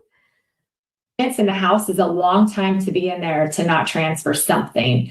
Maybe not fingerprints, because your fingerprints are going to be covered with your gloves, but DNA, definitely. So if he touched his mouth and then touched the wall or touched the kitchen counter, that would, even with the gloves on, that would then leave DNA? Yeah, so we have to go in a particular order when we're getting ready to swab something for DNA, because it doesn't. So imagine I put my gloves on and then I put a mask on. All I'm doing is touching my face, touching my hair, touching my ears. So you want to do it in a systematic order. If he put that mask on, or he's worn it before, and then he's now puts on his gloves, but he's going and touching that mask that's on his face, or he coughs or anything, sneezes, anything, he potentially is transferring that DNA onto those gloves. Oh, those are good points. So, and like I said, I don't think it was smart to just, walk right up onto the porch and let yourself get seen on there. So do you think that the same person that walked up onto the porch, like full view, is going to put on his mask first with bare hands before he puts on his gloves? Or is he going to have his gloves on, just touch stuff, cough, sneeze, wipe his nose with his gloves on, and then he's in the house for 41 minutes touching everything? So that's how that probably worked. Wow. It's getting transferred throughout the house. What were you going to say, Maureen? If let's say you go in the bathroom and the medicine cabinet is slightly ajar, you're going to stand there for a moment and imagine, where do I think this guy touched this thing? Where do I think he touched it? And then you may turn out the lights and use an alternate light source. You may just use a really good flashlight, but you're going to then start looking for fingerprints around that door. You're going to, we didn't have the video of how he tried to enter the house, but you can see now he's like a fat finger dude with those double gloves on. And I think the gloves he had under the nitro ones were like those neoprene ones that you get pretty much anywhere, including Walmart. And because they looked thick, they looked squishy, but they didn't look that thick and squishy. So anyhow, you're thinking, where would a guy with those type of gloves on with that size hand, where would he grab? And then you go and look for that, for the DNA, or you're not going to find fingerprints. But back then they could have been looking for fingerprints because they didn't know he was double gloved. Interesting. Hello, Crisco's Jello. Crisco's Jello. Trying not to speculate. I know. But it's interesting to discuss cases with the information that you have, and then maybe do that. Thanks, Kat K. I appreciate that. Please hit the thumbs up button. They'd be looking for fingerprints. Well, I guess if they knew he was gloved, you're right, though. The video came out later. So initially, they probably were looking for fingerprints all over the place, you think? Develops more. If we've already cleared, then sometimes that's probably what you're seeing, is where they're rolling back to the scene and they're doing additional follow-up, where they probably got that video and then we're like, oh shoot, now we need to go and look for those weeds that look just like they were, cast aside on the doorstep. We need to look at areas that were touched. It's hard because it takes a lot of times, days to get more information. And so when they're initially processing what they believe is maybe a missing person or possibly suspicious, maybe there wasn't as much effort that went in initially, but that was based off the info that they had. One thing I've noticed is that I try to always look at, okay, what are they telling us? What are we hearing them say? But then I also try to think about, what are they not telling us? What are they not telling us about? And all these news media stations, it's all DNA, CODIS, we're waiting for CODIS. What are they not? What kind of evidence that we know they have that they can do that they're not really talking about? Let's see if you guys think the same as me.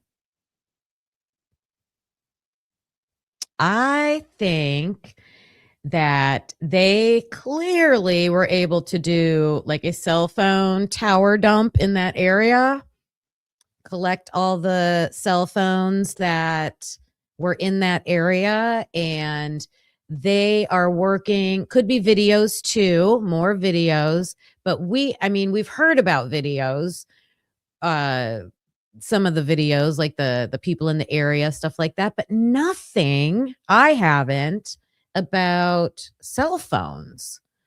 So that's just my thought. I think that's something behind the scenes that maybe they're using for some of these leads, that they're people that they've detained and stuff like that. Why didn't they search the other system? Oh, you mean like registered offenders in the area for names? I mean, maybe they did. I don't think they considered this a sexual crime. Although, is it Joe Scott Morgan? Is it Joe Scott Morgan? That would do that.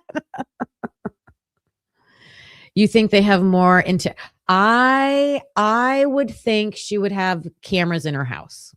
I would think she would have cameras in her house. My opinion. I think she would. Yeah, it is so pitch black there. So I don't when it's pitch black, I'll have to try to do an experiment with that. My outdoor camera has like an infrared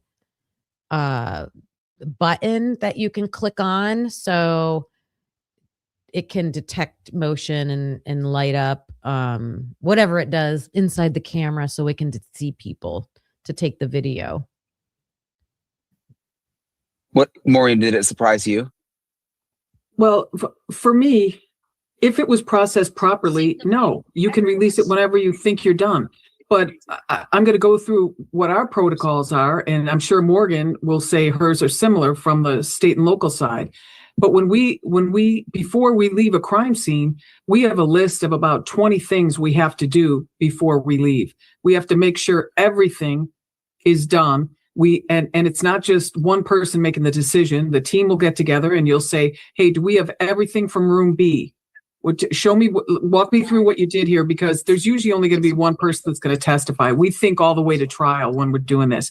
All right, we found this here, we've got the photographs, everything's done. It's all been to scale. You got a close, a medium, a far away shot so that we can recreate it if need be. And then we go through just all of our whole set of protocols to determine, yes, everything that we feel should have been done. Can I ask Maureen if it is a protocol to leave your swabs in the house, in the crime scene overnight? Hey, I know you told me a short nickname for you. Did you say Kai? Please write it in the chat so I can call you. And I believe, and let me know if you have a channel, because I think I followed you. Is it Kai? Welcome to the Unique Peeps. All right. We're glad to have you. Glad to have you. Yeah, let me know nickname or a shorter version of your name, and if you have a channel. Yeah, the protocols, right? She's like, and they make sure. Caius, thank you. There you go. Awesome. These protocols that need to be followed, like, that's interesting. Has been done. At that point, yes, you can release the scene. But in a case like this, when it just started growing so quickly, it just would have made more sense just to put up the caution tape, leave it up, and maybe have, sometimes the sheriff department wouldn't have the manpower to put someone on there 24 hours, because that's a lot of manpower to take away from a department that's covering, what's that county? Didn't they say it was something like 9,000 square miles? Look, if that's my mom, no, forget it. I'm a member of the public. I don't want to hear that it's manpower, because when there's a crime like this, you know that you get help from the state police, local police departments, FBI. There's agencies out there that are going to help, right? If they needed to set somebody in that driveway to monitor that house for 2 weeks, 3 weeks, a month, while this is still active, ongoing investigation, that house should have been, in my opinion, roped off and someone there and protected. And then he wouldn't have had to yell at the pizza delivery people or the Amazon delivery people or the media or the dog walker or whoever else has disturbed the scene. That's my opinion. Oh, I'm so glad that you guys are being welcoming. It's an awesome community here. The sheriff will be speaking to Fox News America's Reports this morning. Thank you for that information, Laura D. Yeah, I wanted to dive into that sheriff today. Let me see. I think I had, where did I put it? Let me finish this and then I have something about the sheriff. It's huge, yeah. It's huge. That you can't have a deputy just sitting there the whole time. That family, if you want, we could, they could have hired someone to sit there and secure that place. I don't know if it would be considered secure for police purposes, but I guess I see both sides. I guess I see both sides, but in this particular instance, I think they cleared it way too soon, especially since the FBI was coming in. And as a courtesy, I would have locked it down until the FBI got there and said, okay, it looks like everything's been done the way we would want it, because I don't think that was the case. I actually, to chime in on that, I agree. I would do the same if it was a local investigation and we knew the FBI was coming in to assist, and the amount of resources the FBI has.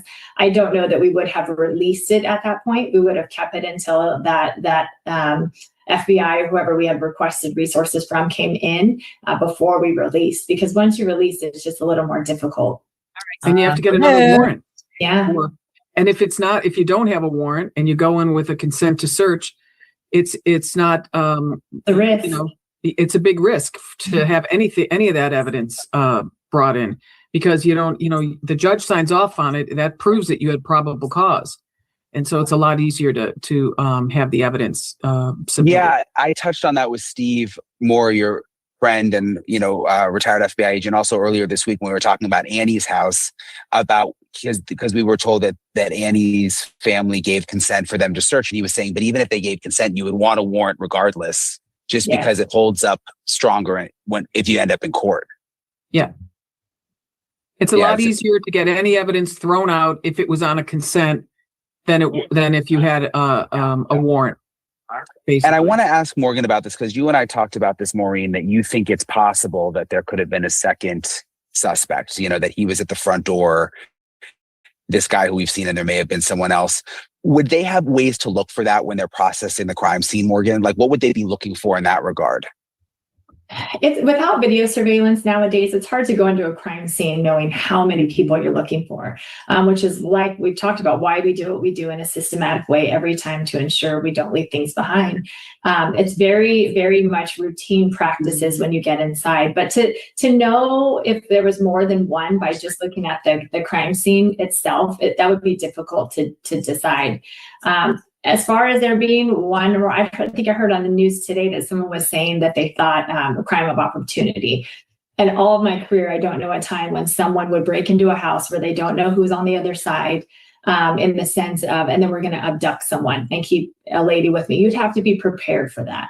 You have to take someone that's almost immobile to your home or wherever you're going to keep them. Like, that's pre-planning. I don't think it's crime of opportunity where you broke in for a burglary and then you took an 84-year-old woman with you. I just don't think that's the case. Mm-hmm. Do you think there may have been someone at the back door, Maureen, or when you said you thought there might be two people? What do you mean? Well, I think it's likely that someone may have been driving a vehicle, and I think it may have been pulled up into the driveway. I think they may have approached the house with no headlights on, pulled into the driveway, got into the circle, the first part of that circle drive, out of view of that camera or of the front door, and then had that guy who I am convinced was stoned walk up there. But I think he was just trying to, he looked like he was surprised with that camera, but I don't know, why would he even walk up to that front door unless he thought it was open or he had a key? Because when you have a burglar door like that, they're almost impossible. They're impossible to open just, with brute force. And secondly, they have that very thick front oak door that's like a Spanish style. I don't think he was trying to go in that way. Do you guys? Like, I I mean, we didn't see, sorry, I'm not putting together a whole sentence. We didn't see the whole video, in my opinion. I don't think they've showed us everything. So did they see him trying to open the door? I agree with what she's saying. Those doors have to be extremely hard to open. So I don't think he was I don't think, based on what we saw, that he was trying to enter that way. Maybe they have seen something we haven't or know about that, but that's another dumb move, in my opinion, to try to enter through the most secure spot on the house. Why not go to a weaker entry point, right?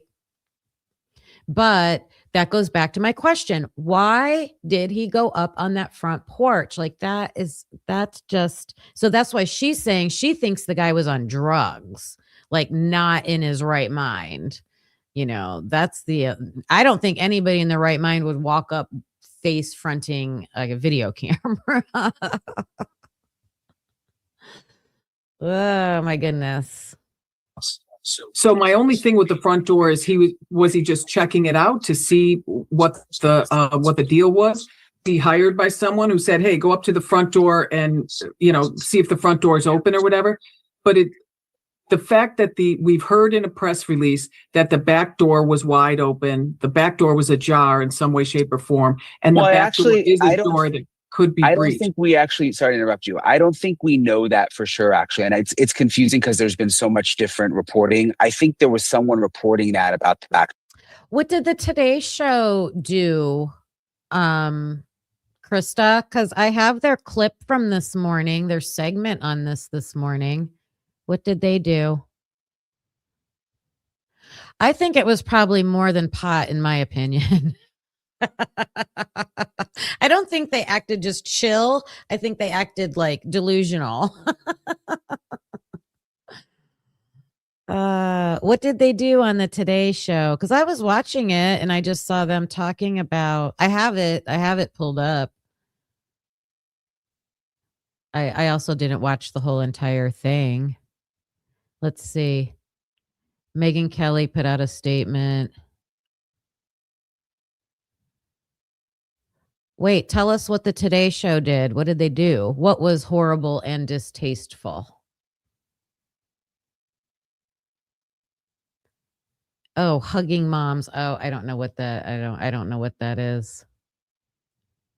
Door, but they never confirmed it. We don't know for sure that the back door was open. But okay, fair enough. But we do know that the back door was far easier to get in than the front door. Yep. Yeah. 100%. There's just no question. Could she have left? Probably, because it probably just had a regular door, a door lock. Possibly. The screen door open? Maybe. I don't think so. If I'm an old lady living alone, the doors are locked. But could both doors be unlocked? I don't think so. What do you think, Morgan? With all the scenes you've seen? What, the front door and back door, like why they would have gone in, or if you think there's two people. Or how they may have gotten in. I mean, because it doesn't seem like they got in through the front door, maybe left through the front door with the blood, but a window. Mm-hmm. Yeah, that's why I don't think this is just a random crime of opportunity where someone walked up, checked a door, wiggled a few windows. I don't think that's the case. I think there was intent here. I think there was a plan. I think they knew means of access to get in. I just think it's too far-fetched to think that someone just was able to pop open a back door, or by chance her back door was open and someone was at the front door. It could be. I've worked a lot of crime scene in my days, but I think there's probably reason to believe that this somehow was planned in some way, whether. But see, okay, then that doesn't jive to me. Like if it's someone if they're like someone got a key, so it's someone close to them that got a key, but they're coming out and saying everybody close to them has been ruled out. So then who got the key? So to me, that's not matching. It's not a ransom crime. It's also not someone who is high. Or are they just stupid? Oh my gosh, you guys. I'll have to do a segment start doing a segment on this, but we used to joke about people sometimes that we would see doing crazy things and be like, are they drunk or are they like stupid? Are they drunk or crazy? Yeah, I don't know. I don't think you can say everybody's cleared, but then someone had a key.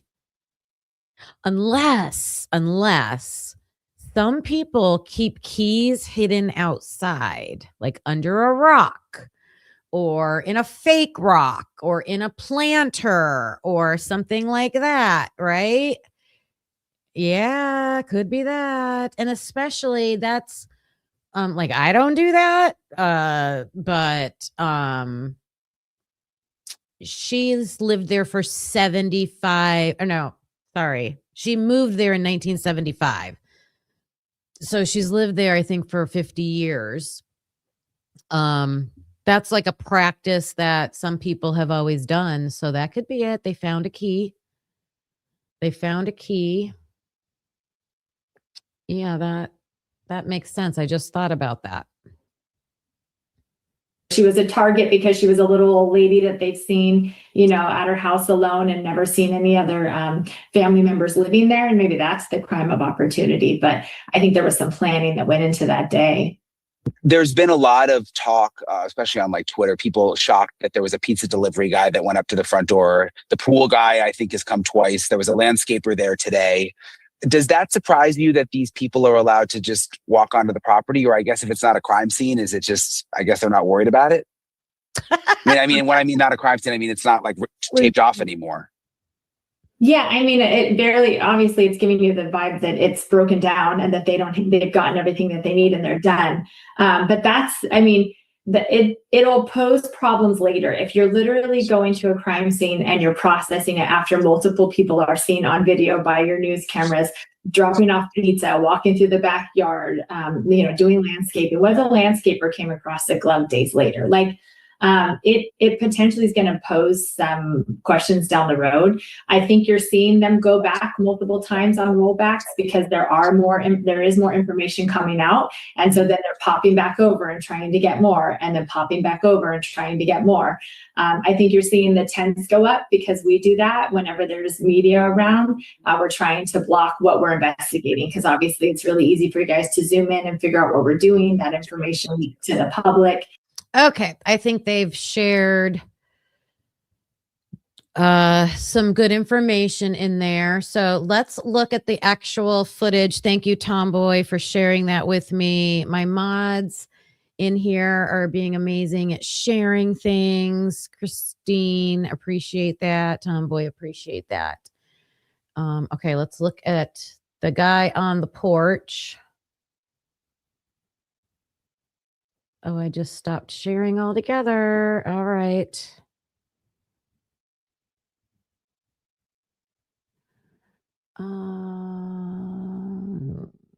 New Nancy, this one. Yep.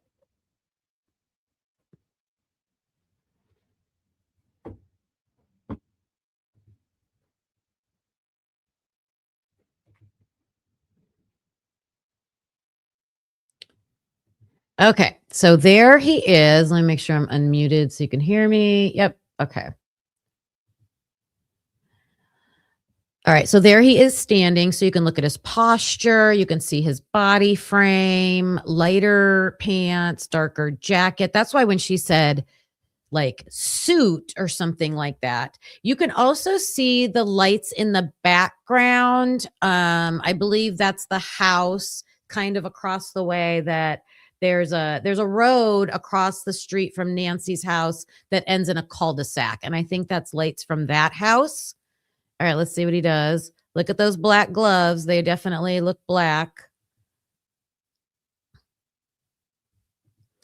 All right, you can see the gun holster there. The gun looks like he's holding it.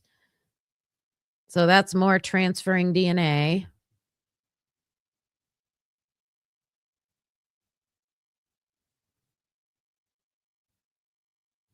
And we're going to watch him when he's off. So I want to see here. No, I don't see it. What's this doing?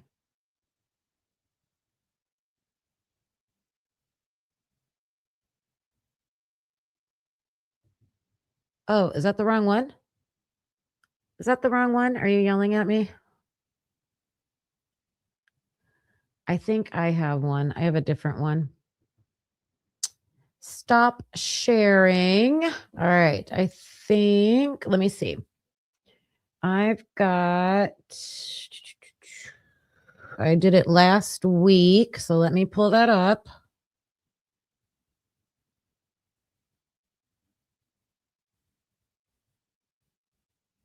Of course, this is going to take forever. Come on. There we go.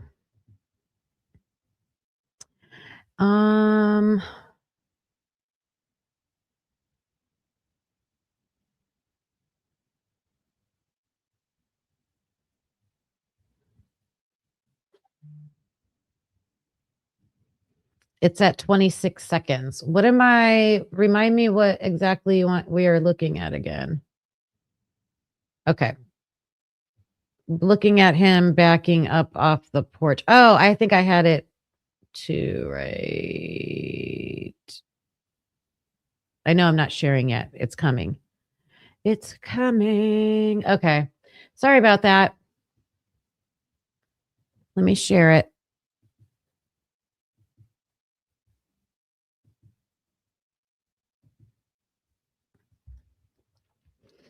All right. When he's off the porch, we are going to watch him go towards the plant and see if it looks like he's looking. I think I saw somebody thought there was like a light signal. If he signals to somebody else off to the right. Okay, there he goes. He's bending down. He's picking up. Did I miss the light already? I missed it. There was a light. Watch carefully. Right there. Is that just the light in his mouth? Maybe that's just the light in his mouth.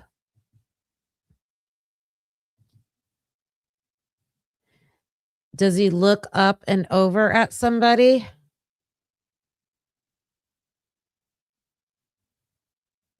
I'm going to play it again. Bending over. He is looking back. He's looking back, you guys. Do you see it? Let me know in the chat if you see it. Is he looking back at somebody?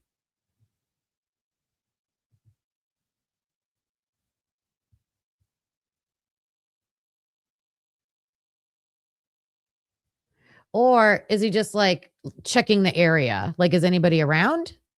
Is he just checking anybody around? Hey, Brian, thank you for that super sticker. Typically, oh, thanks for the X's and O's. Wait a minute. I didn't want that to leave. Why no timestamps? That's a good question. I don't know. Why not? Why not? They've told us between 1:47, something like that, and 2:28, right? Would be the times that they were in there. Is it because maybe I need to look for a more original version? Are these just too blown up so the timestamps got removed? What do you guys think? Why no timestamps? What do you think, Brian?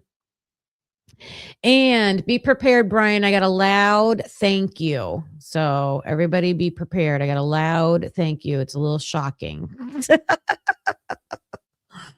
little shocking.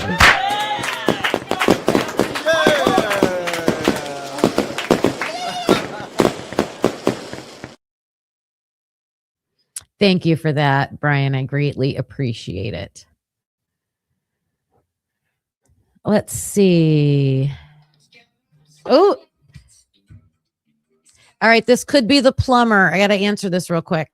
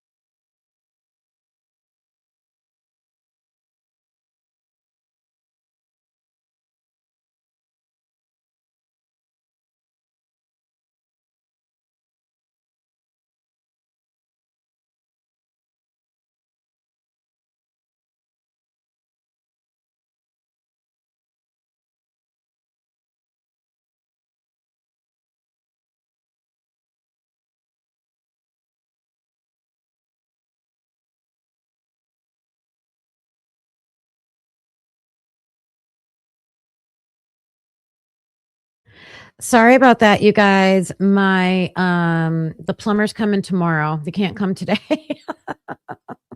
Bummer. Oh my goodness. You can also turn off the timestamps in the settings. Yes. Oh, my videos give times. Yeah. Yeah, I'll look right now. I can do it right now. Let me see. I can show you what it looks like.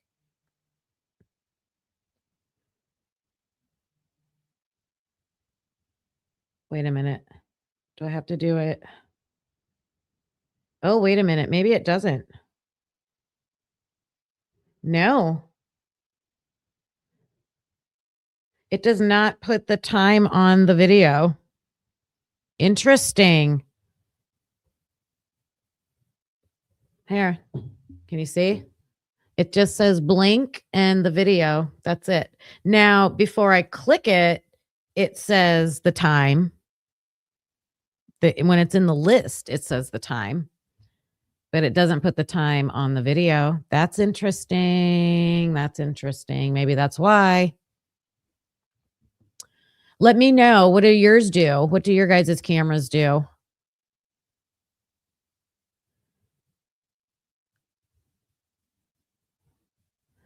Okay. All right. I wanted to listen to this guy, and then I'm going to end with this probably. I wanted to get into the sheriff and the pressers and I want to know what he has exactly said from the beginning. And I only listen to people reporting on his press conferences, but I'm going to save that for tomorrow because they're probably going to be long. But I follow this guy, and I think that's probably in my playlist. He does like body language stuff. I think it's this one. Dr. G. Do you guys know Dr. G? I'm gonna put his I'll put the link in the chat. Oh wait, no, I'll put his link in the chat for you.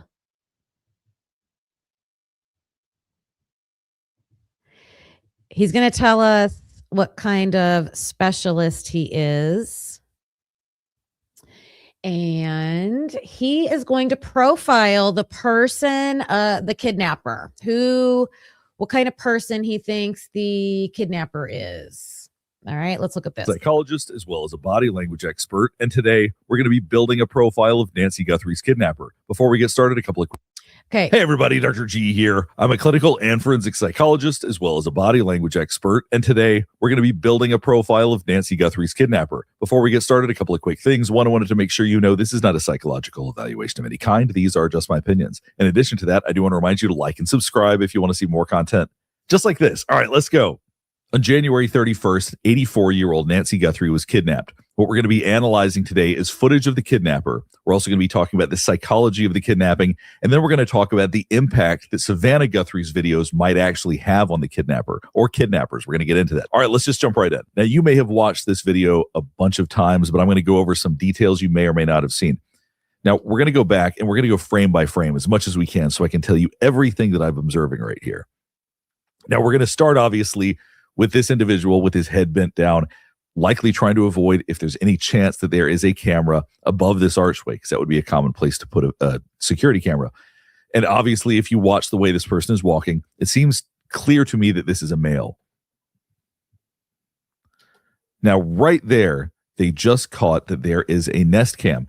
Now, the reason they didn't know this is because the Nest Cam looks unusual. That's part of the reason why I don't think that this is someone who has intimate familiarity with this house. I've heard people say, oh, it's somebody who knows it really well. I don't think so. That doesn't mean this person's never been to the house. They very well may have been there, but I don't think it's someone that knows the house well. So they're walking up and now they're trying to cover the camera. Most of us are familiar with the Ring doorbell cams. They're very square. They're very obvious. If you don't know the house that well, or if you've just cased it out, maybe you didn't get a close look at it, you might not have noticed this because it looks like a doorbell. Now, what's very obvious, I know everybody knows this at this point, but clearly this person is wearing gloves on top of other gloves. So these are nitrile gloves on top of probably what are leather gloves or nylon gloves or something like that. But clearly they are gloves on top of other gloves, which speaks to the size of this person. They've talked about this individual being an average build, 5'9", 5'10". And I think that they are 5'9" or 5'10", but with a fairly slim build. I think this is someone with smaller hands and feet. The feet look fairly small. What's happening right now speaks to a lack of experience. Somebody that would have more experience here would have known more of what to do. This person's halfway covering the camera. You get a couple of glances at their face. We can very clearly see what this person looks like a couple of times. So this is not somebody who is used to doing this. This is not somebody who is a... So is it James Eam? James... See, I'm not sure how, James, I'll just say hi, James. Got your point. I hear your message. I mean, I understand what you're saying, and we're not poking fun at the crime. I know you're taking it that way. We joke around in here sometimes. I'm sorry.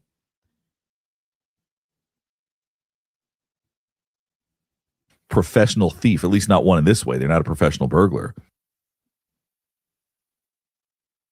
And they were looking right into the camera.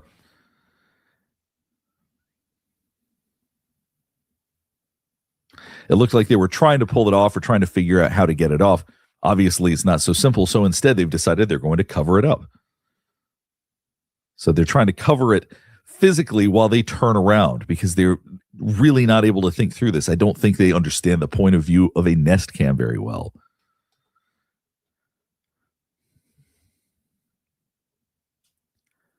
And immediately you see they're turning around and looking on the ground. What can I grab immediately to cover this? You see they're leaning over because it's dark out. They're probably not able to see very well. So they're leaning over to see, is there anything here?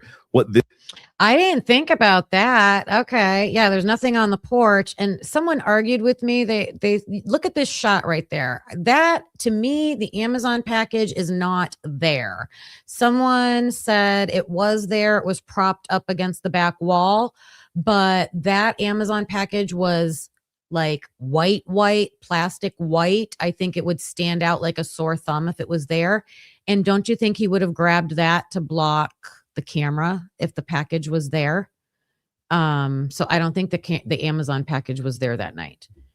I missed what this guy, I had to step away for one quick second. I missed what this guy said at the beginning. What did he say about the guy just walking up, like face first, like walking up to the camera? I mean, I'll rewind it later and listen to it again, but he had nothing nice to say during the BK. I think I listened to his, I know I've listened to him for some other things. Yeah, and the Amazon package, we saw it. It looked light. It looked airy. It would be a flat thing to hold up. Yeah, so I don't think that was there. This speaks to is a lack of familiarity with his environment. This isn't somebody who knows there's nothing there. Otherwise, they'd be hightailing it out to somewhere else to grab flowers, which he's going to do in a second.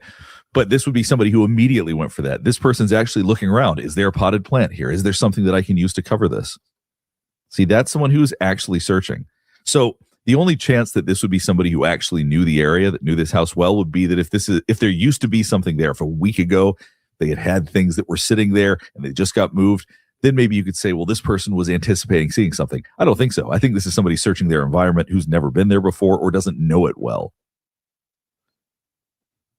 See, and looking to the left, seeing if there's any. That's a good point. If this perpetrator, kidnapper had been there before, he's going to know. You would think if this was planned out, how he's going to, if he's going to cover the camera, how he's going to cover the camera, how he's going to disable the camera. And I agree with this guy. It doesn't look like they've thought that out. Anything to the left that's usable. But this person doesn't want to walk far. They don't want to have to go and find the perfect thing to cover this camera with. So they're going with whatever's closest to make sure they're not getting spotted. Because actively, I'm going to show you how we know they're thinking about whether or not anybody's looking at them right now. Not getting spotted. He's on camera. So he grabs a handful of flowers right there, looks over the left shoulder, and continues to walk forward. But they don't do anything right now to obscure their face. They're looking back to make sure nobody's watching. They're more concerned about who's watching right here versus getting spotted on this camera, which means they think they're not going to get recognized. Okay, so he didn't say anything that he thinks he's looking at somebody. He thinks he's checking. He's checking around. Am I going to get spotted?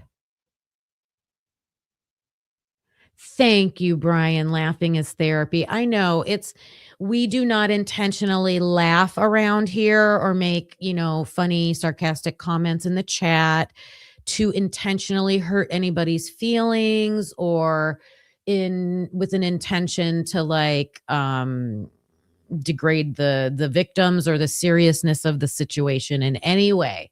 It is just, coming together as a community, having little inside jokes sometimes, and laughing to feel good during, hard topics. I saw another comment. You don't care for, this guy? Well, I think what he's saying is interesting. Oh, someone had a comment about the backpack. I think it was Caius. Yes. The law enforcement, the news media, I'm just going to always say everything's coming from the news media. They have been reporting that the clothing and the backpack and the mask, they think is all from Walmart. So you were right on that.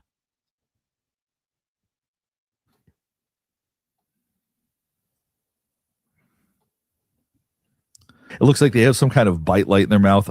I know some people have suggested it's a gold tooth. I don't think that it is. I think that that's a literal tooth. light. That's awfully bright. Gold tooth. He's got a grill. The guy's got a grill. Just sort of confused as to how to cover this thing up. And look at how much we're seeing their faces. They're trying to cover this up. As I pointed out a second ago, they're far more concerned with somebody seeing them right now and calling the police than they are with being spotted on this camera, which to me says they really don't think they're going to be recognized. So I don't think that this is somebody that the family knows well. Doesn't mean they haven't interacted with them. We're going to get into some more of that in a second. But this really is somebody who's less concerned about being recognized right here and more concerned about being spotted while he's doing this. Obviously, you see that the holster is in front of him. It's in an unusual position. I don't think this is somebody who's used to carrying a firearm. On top of that, wearing nitrile gloves on top of other gloves. If you were expecting to actually have to use it, if you were expecting to actually fire it, I don't think that you would be set up this way. So I don't think that this person is anticipating using their gun. I think they're going to use it as a threat. I don't think that they are planning on actually using it. And the fact that they're wearing it on the outside of their clothes, they want it to be visible. If this is somebody who really was trying to hide it, they would have had it hidden inside their clothes so that nobody could spot it. They're walking out in public, assuming nobody's going to look at them, and they want to have it ready. So when this person sees Nancy Guthrie, he can threaten her with it. And I think that the hope is that he wouldn't even need to take it out of his holster. So it's right there. You can see it. If you don't do what I say, I am armed, so on and so forth.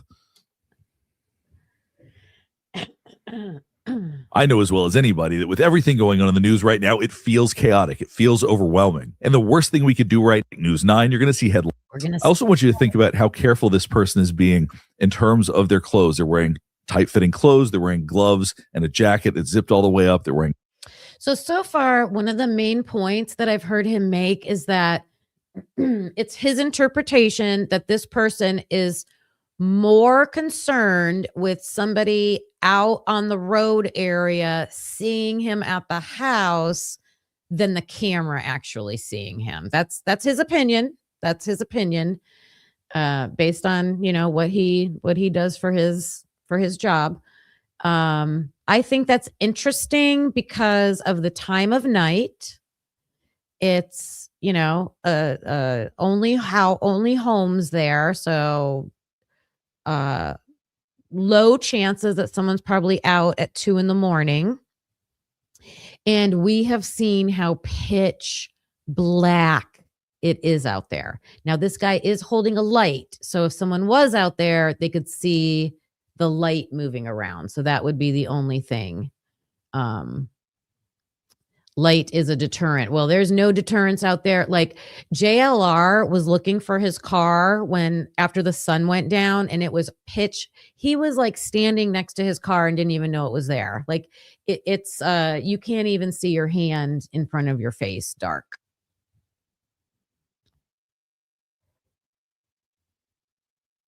Do we have updated information, Eddie? I should check, huh? Any updates out there? Let me check. Let me play this and then I'll go check Twitter. A mask. They are very aware of DNA. This is someone who is keenly aware that they could leave DNA behind. Now I want to show you the backpack. Now there's a detail that I haven't heard anybody talk about, so I zoomed way in so you can see this. The backpack is actually open. I think that whatever's in there is so big that they can't keep it closed. The zipper may have actually busted at the top. I want you to watch this right here. See the backpack, the top of the backpack's actually open. As we go forward, you can see it better. Like I said, I'm going to cover this a few times. I don't see it there, but maybe is that something sticking out? Something roundish? I don't know if you guys can see my cursor. Something roundish up there? But I think there's a tarp or something like that in there. Someone else said that they thought there was a tarp in there. So when he leans over, it looks closed. Is that like an outside zipper pouch and then the bigger inside area? Right? But when he goes down here, it fell back open again. See? Ooh, I don't see that. All right. He's seeing that you can see it fall open. See the backpack, the top of the backpack's actually open. Like where this black thing is? Like as we go forward, you can see it better. Like I said, I'm going to cover this a few times, but I think there's a tarp or something like that in there. So when he leans over, it looks closed, right? But when he goes down here, it fell back open again. See, as you can see, I do see it. Do you see it? There's the opening right there. Let me come over and see what you guys are saying. Do you guys see the open? It's right. You probably can't see my cursor. So if it's open, then nothing's falling out of it. So it's not chock full. I don't see anything sticking out. see that's actually open at the top. There's something black in there. I really think that it's a tarp or something similar. So something is in there that's so big and so bulky. Oh, I do see it right there.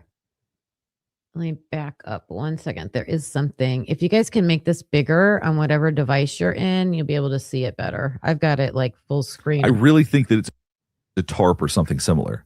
It is black. So something is in there that's so big. Right there. So bulky. I don't know. I can't tell. What do you guys think? I can't tell if the black, is the black that we're seeing just the inside of the backpack. I don't think it's an object sticking out. I think the inside of the backpack is black. And when it opens, we can see the black part of the inside of the backpack. A change of clothes. Yes. Now, I think Maureen McConnell said that could have been a tarp or a blanket or something, because someone was asking her, is there even a possibility it could be one kidnapper? And she, like, how would one person get Nancy out of the house if she wasn't walking? And she said, well, you would need a tarp or a blanket or something to pull her on. So I think that's where that narrative kind of came from, but a change of clothes makes sense. Yeah. All right. I did not notice it open, though. I did not notice the backpack open. Bulky that it just busted. I think it actually tore open more right when he stepped down. And it looks open from the top right there, too. Let's take one last look at that. I know this may not be the most important detail, but at least it gives us some insight to the inside of that bag. Oh, if it just happened because he's pulling on it, See, right? the top of it's open. I don't think he can keep it closed. Yeah. He's bending over. And when you bend over, you're putting tension on the straps, which is pulling on the zipper. I've ruined so many backpacks as a teacher, stuffing it. So whatever's in there is bulky and potentially quite heavy. Now let's talk a bit about the profile of the kidnapper, because everything about this case is peculiar. Everything about it is strange. And I think people keep trying to make. Okay. That was interesting. And now he's going to talk about the profile of the killer. And I am going to save this part. Let me see how much time is left. I'm past my 2-hour time. 9 more minutes. All right, we'll end with this. Sense of it, because it is so odd. Now, when we think about why would you choose an 84-year-old woman with a high degree of. Nope, I changed my mind. Sorry, you guys. I'm sorry, you guys. Yeah, I come on here every day at 11:30 a.m. for Crime O'Clock. And my goal is to keep it at like 2 hours or less, and always talking about different true crime cases on here. I have a few base cases that I've been following for a long time. Nancy Guthrie, since this has come out, I've been reporting on that, sharing things, discussing it with you. I also cover Delphi, Idaho 4, and I have always followed the Long Island serial killer case, but have not made any videos or done any live shows on it yet. But I am planning to, because I am fascinated. I was fascinated by that case forever. So I'm going to stop here for today. If you joined late and you want to rewind, we talked about the sheriff and the FBI, and we looked at some footage about that and some information about the overall investigation, the list of 40 names that Brian Enton reported on, and going to the gun shops. As we watch these reports, they spark ideas in me and questions. So I bring that out. I engage with the chat. I want your ideas. So it's kind of like we're using these media clips to like create a conversation, discuss the case, identify bits and pieces of information we didn't know before. Yeah, so I am going to continue with the profile of the perpetrator tomorrow. Okay, you guys. So thank you for joining me today. And all you unique peeps that are out there that are green already. I know Ro was in here, and Mike and Caius became a member today. And I saw Ro. There are lots of green team members, and I appreciate all you guys, my mods. You guys have been sending me things, and I appreciate that. Handling the chat, welcoming our new members. I greatly appreciate that. And I'm trying to really build our community here. So, I didn't put it up there. I have our Discord. I have our Discord link in the as a community post, but I think I also have a banner here.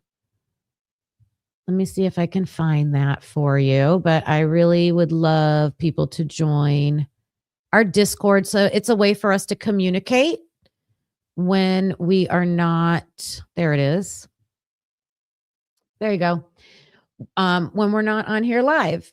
So we can communicate with each other, share information, things like that. All right. Take care of yourself today. Stay positive and kind. I will be back here tomorrow at 11:30 with the latest updates and more discussion. And I will see you guys tomorrow. I appreciate you all. We're clocking out. Thanks for watching, hope you felt the spark. Please hit that like before it gets dark. Subscribe, it's free and keeps us going strong. You're part of the crew now, right where you belong. Join us next time, same truth, same fire. We bring the heat and never tire. We're typically unique and proud to be a husband and wife in podcast harmony.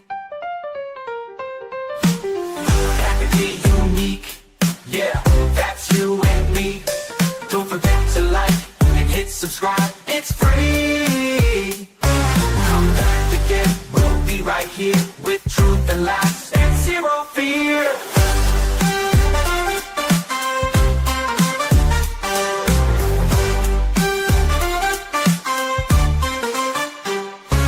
We don't always agree, but that's the show. One love, two minds, letting it flow. We dig deep with crack jokes, we call it like we see. If that's your vibe, you belong here with me. We don't always agree, but that's the show. One love, two minds, letting it flow. We dig deep with crack jokes, we call it like we see. If that's your vibe, you belong here with me.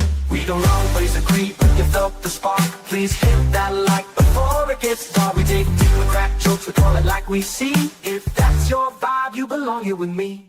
Thanks for watching, hope you felt the spark. Please hit that like before it gets dark. Please hit that like before it gets dark. It's free, it keeps us going strong. You're part of the crew now, right where you belong. Join us next time, same truth, same fire. We bring the heat and never tire. We're typically unique and proud to be a husband and wife and wild to be a husband and wife in podcast harmony. Yeah, that's you and me, that's you and me. Don't forget to like, hit subscribe, it's free. Come back again, we'll be right here with truth and laughs and zero fear.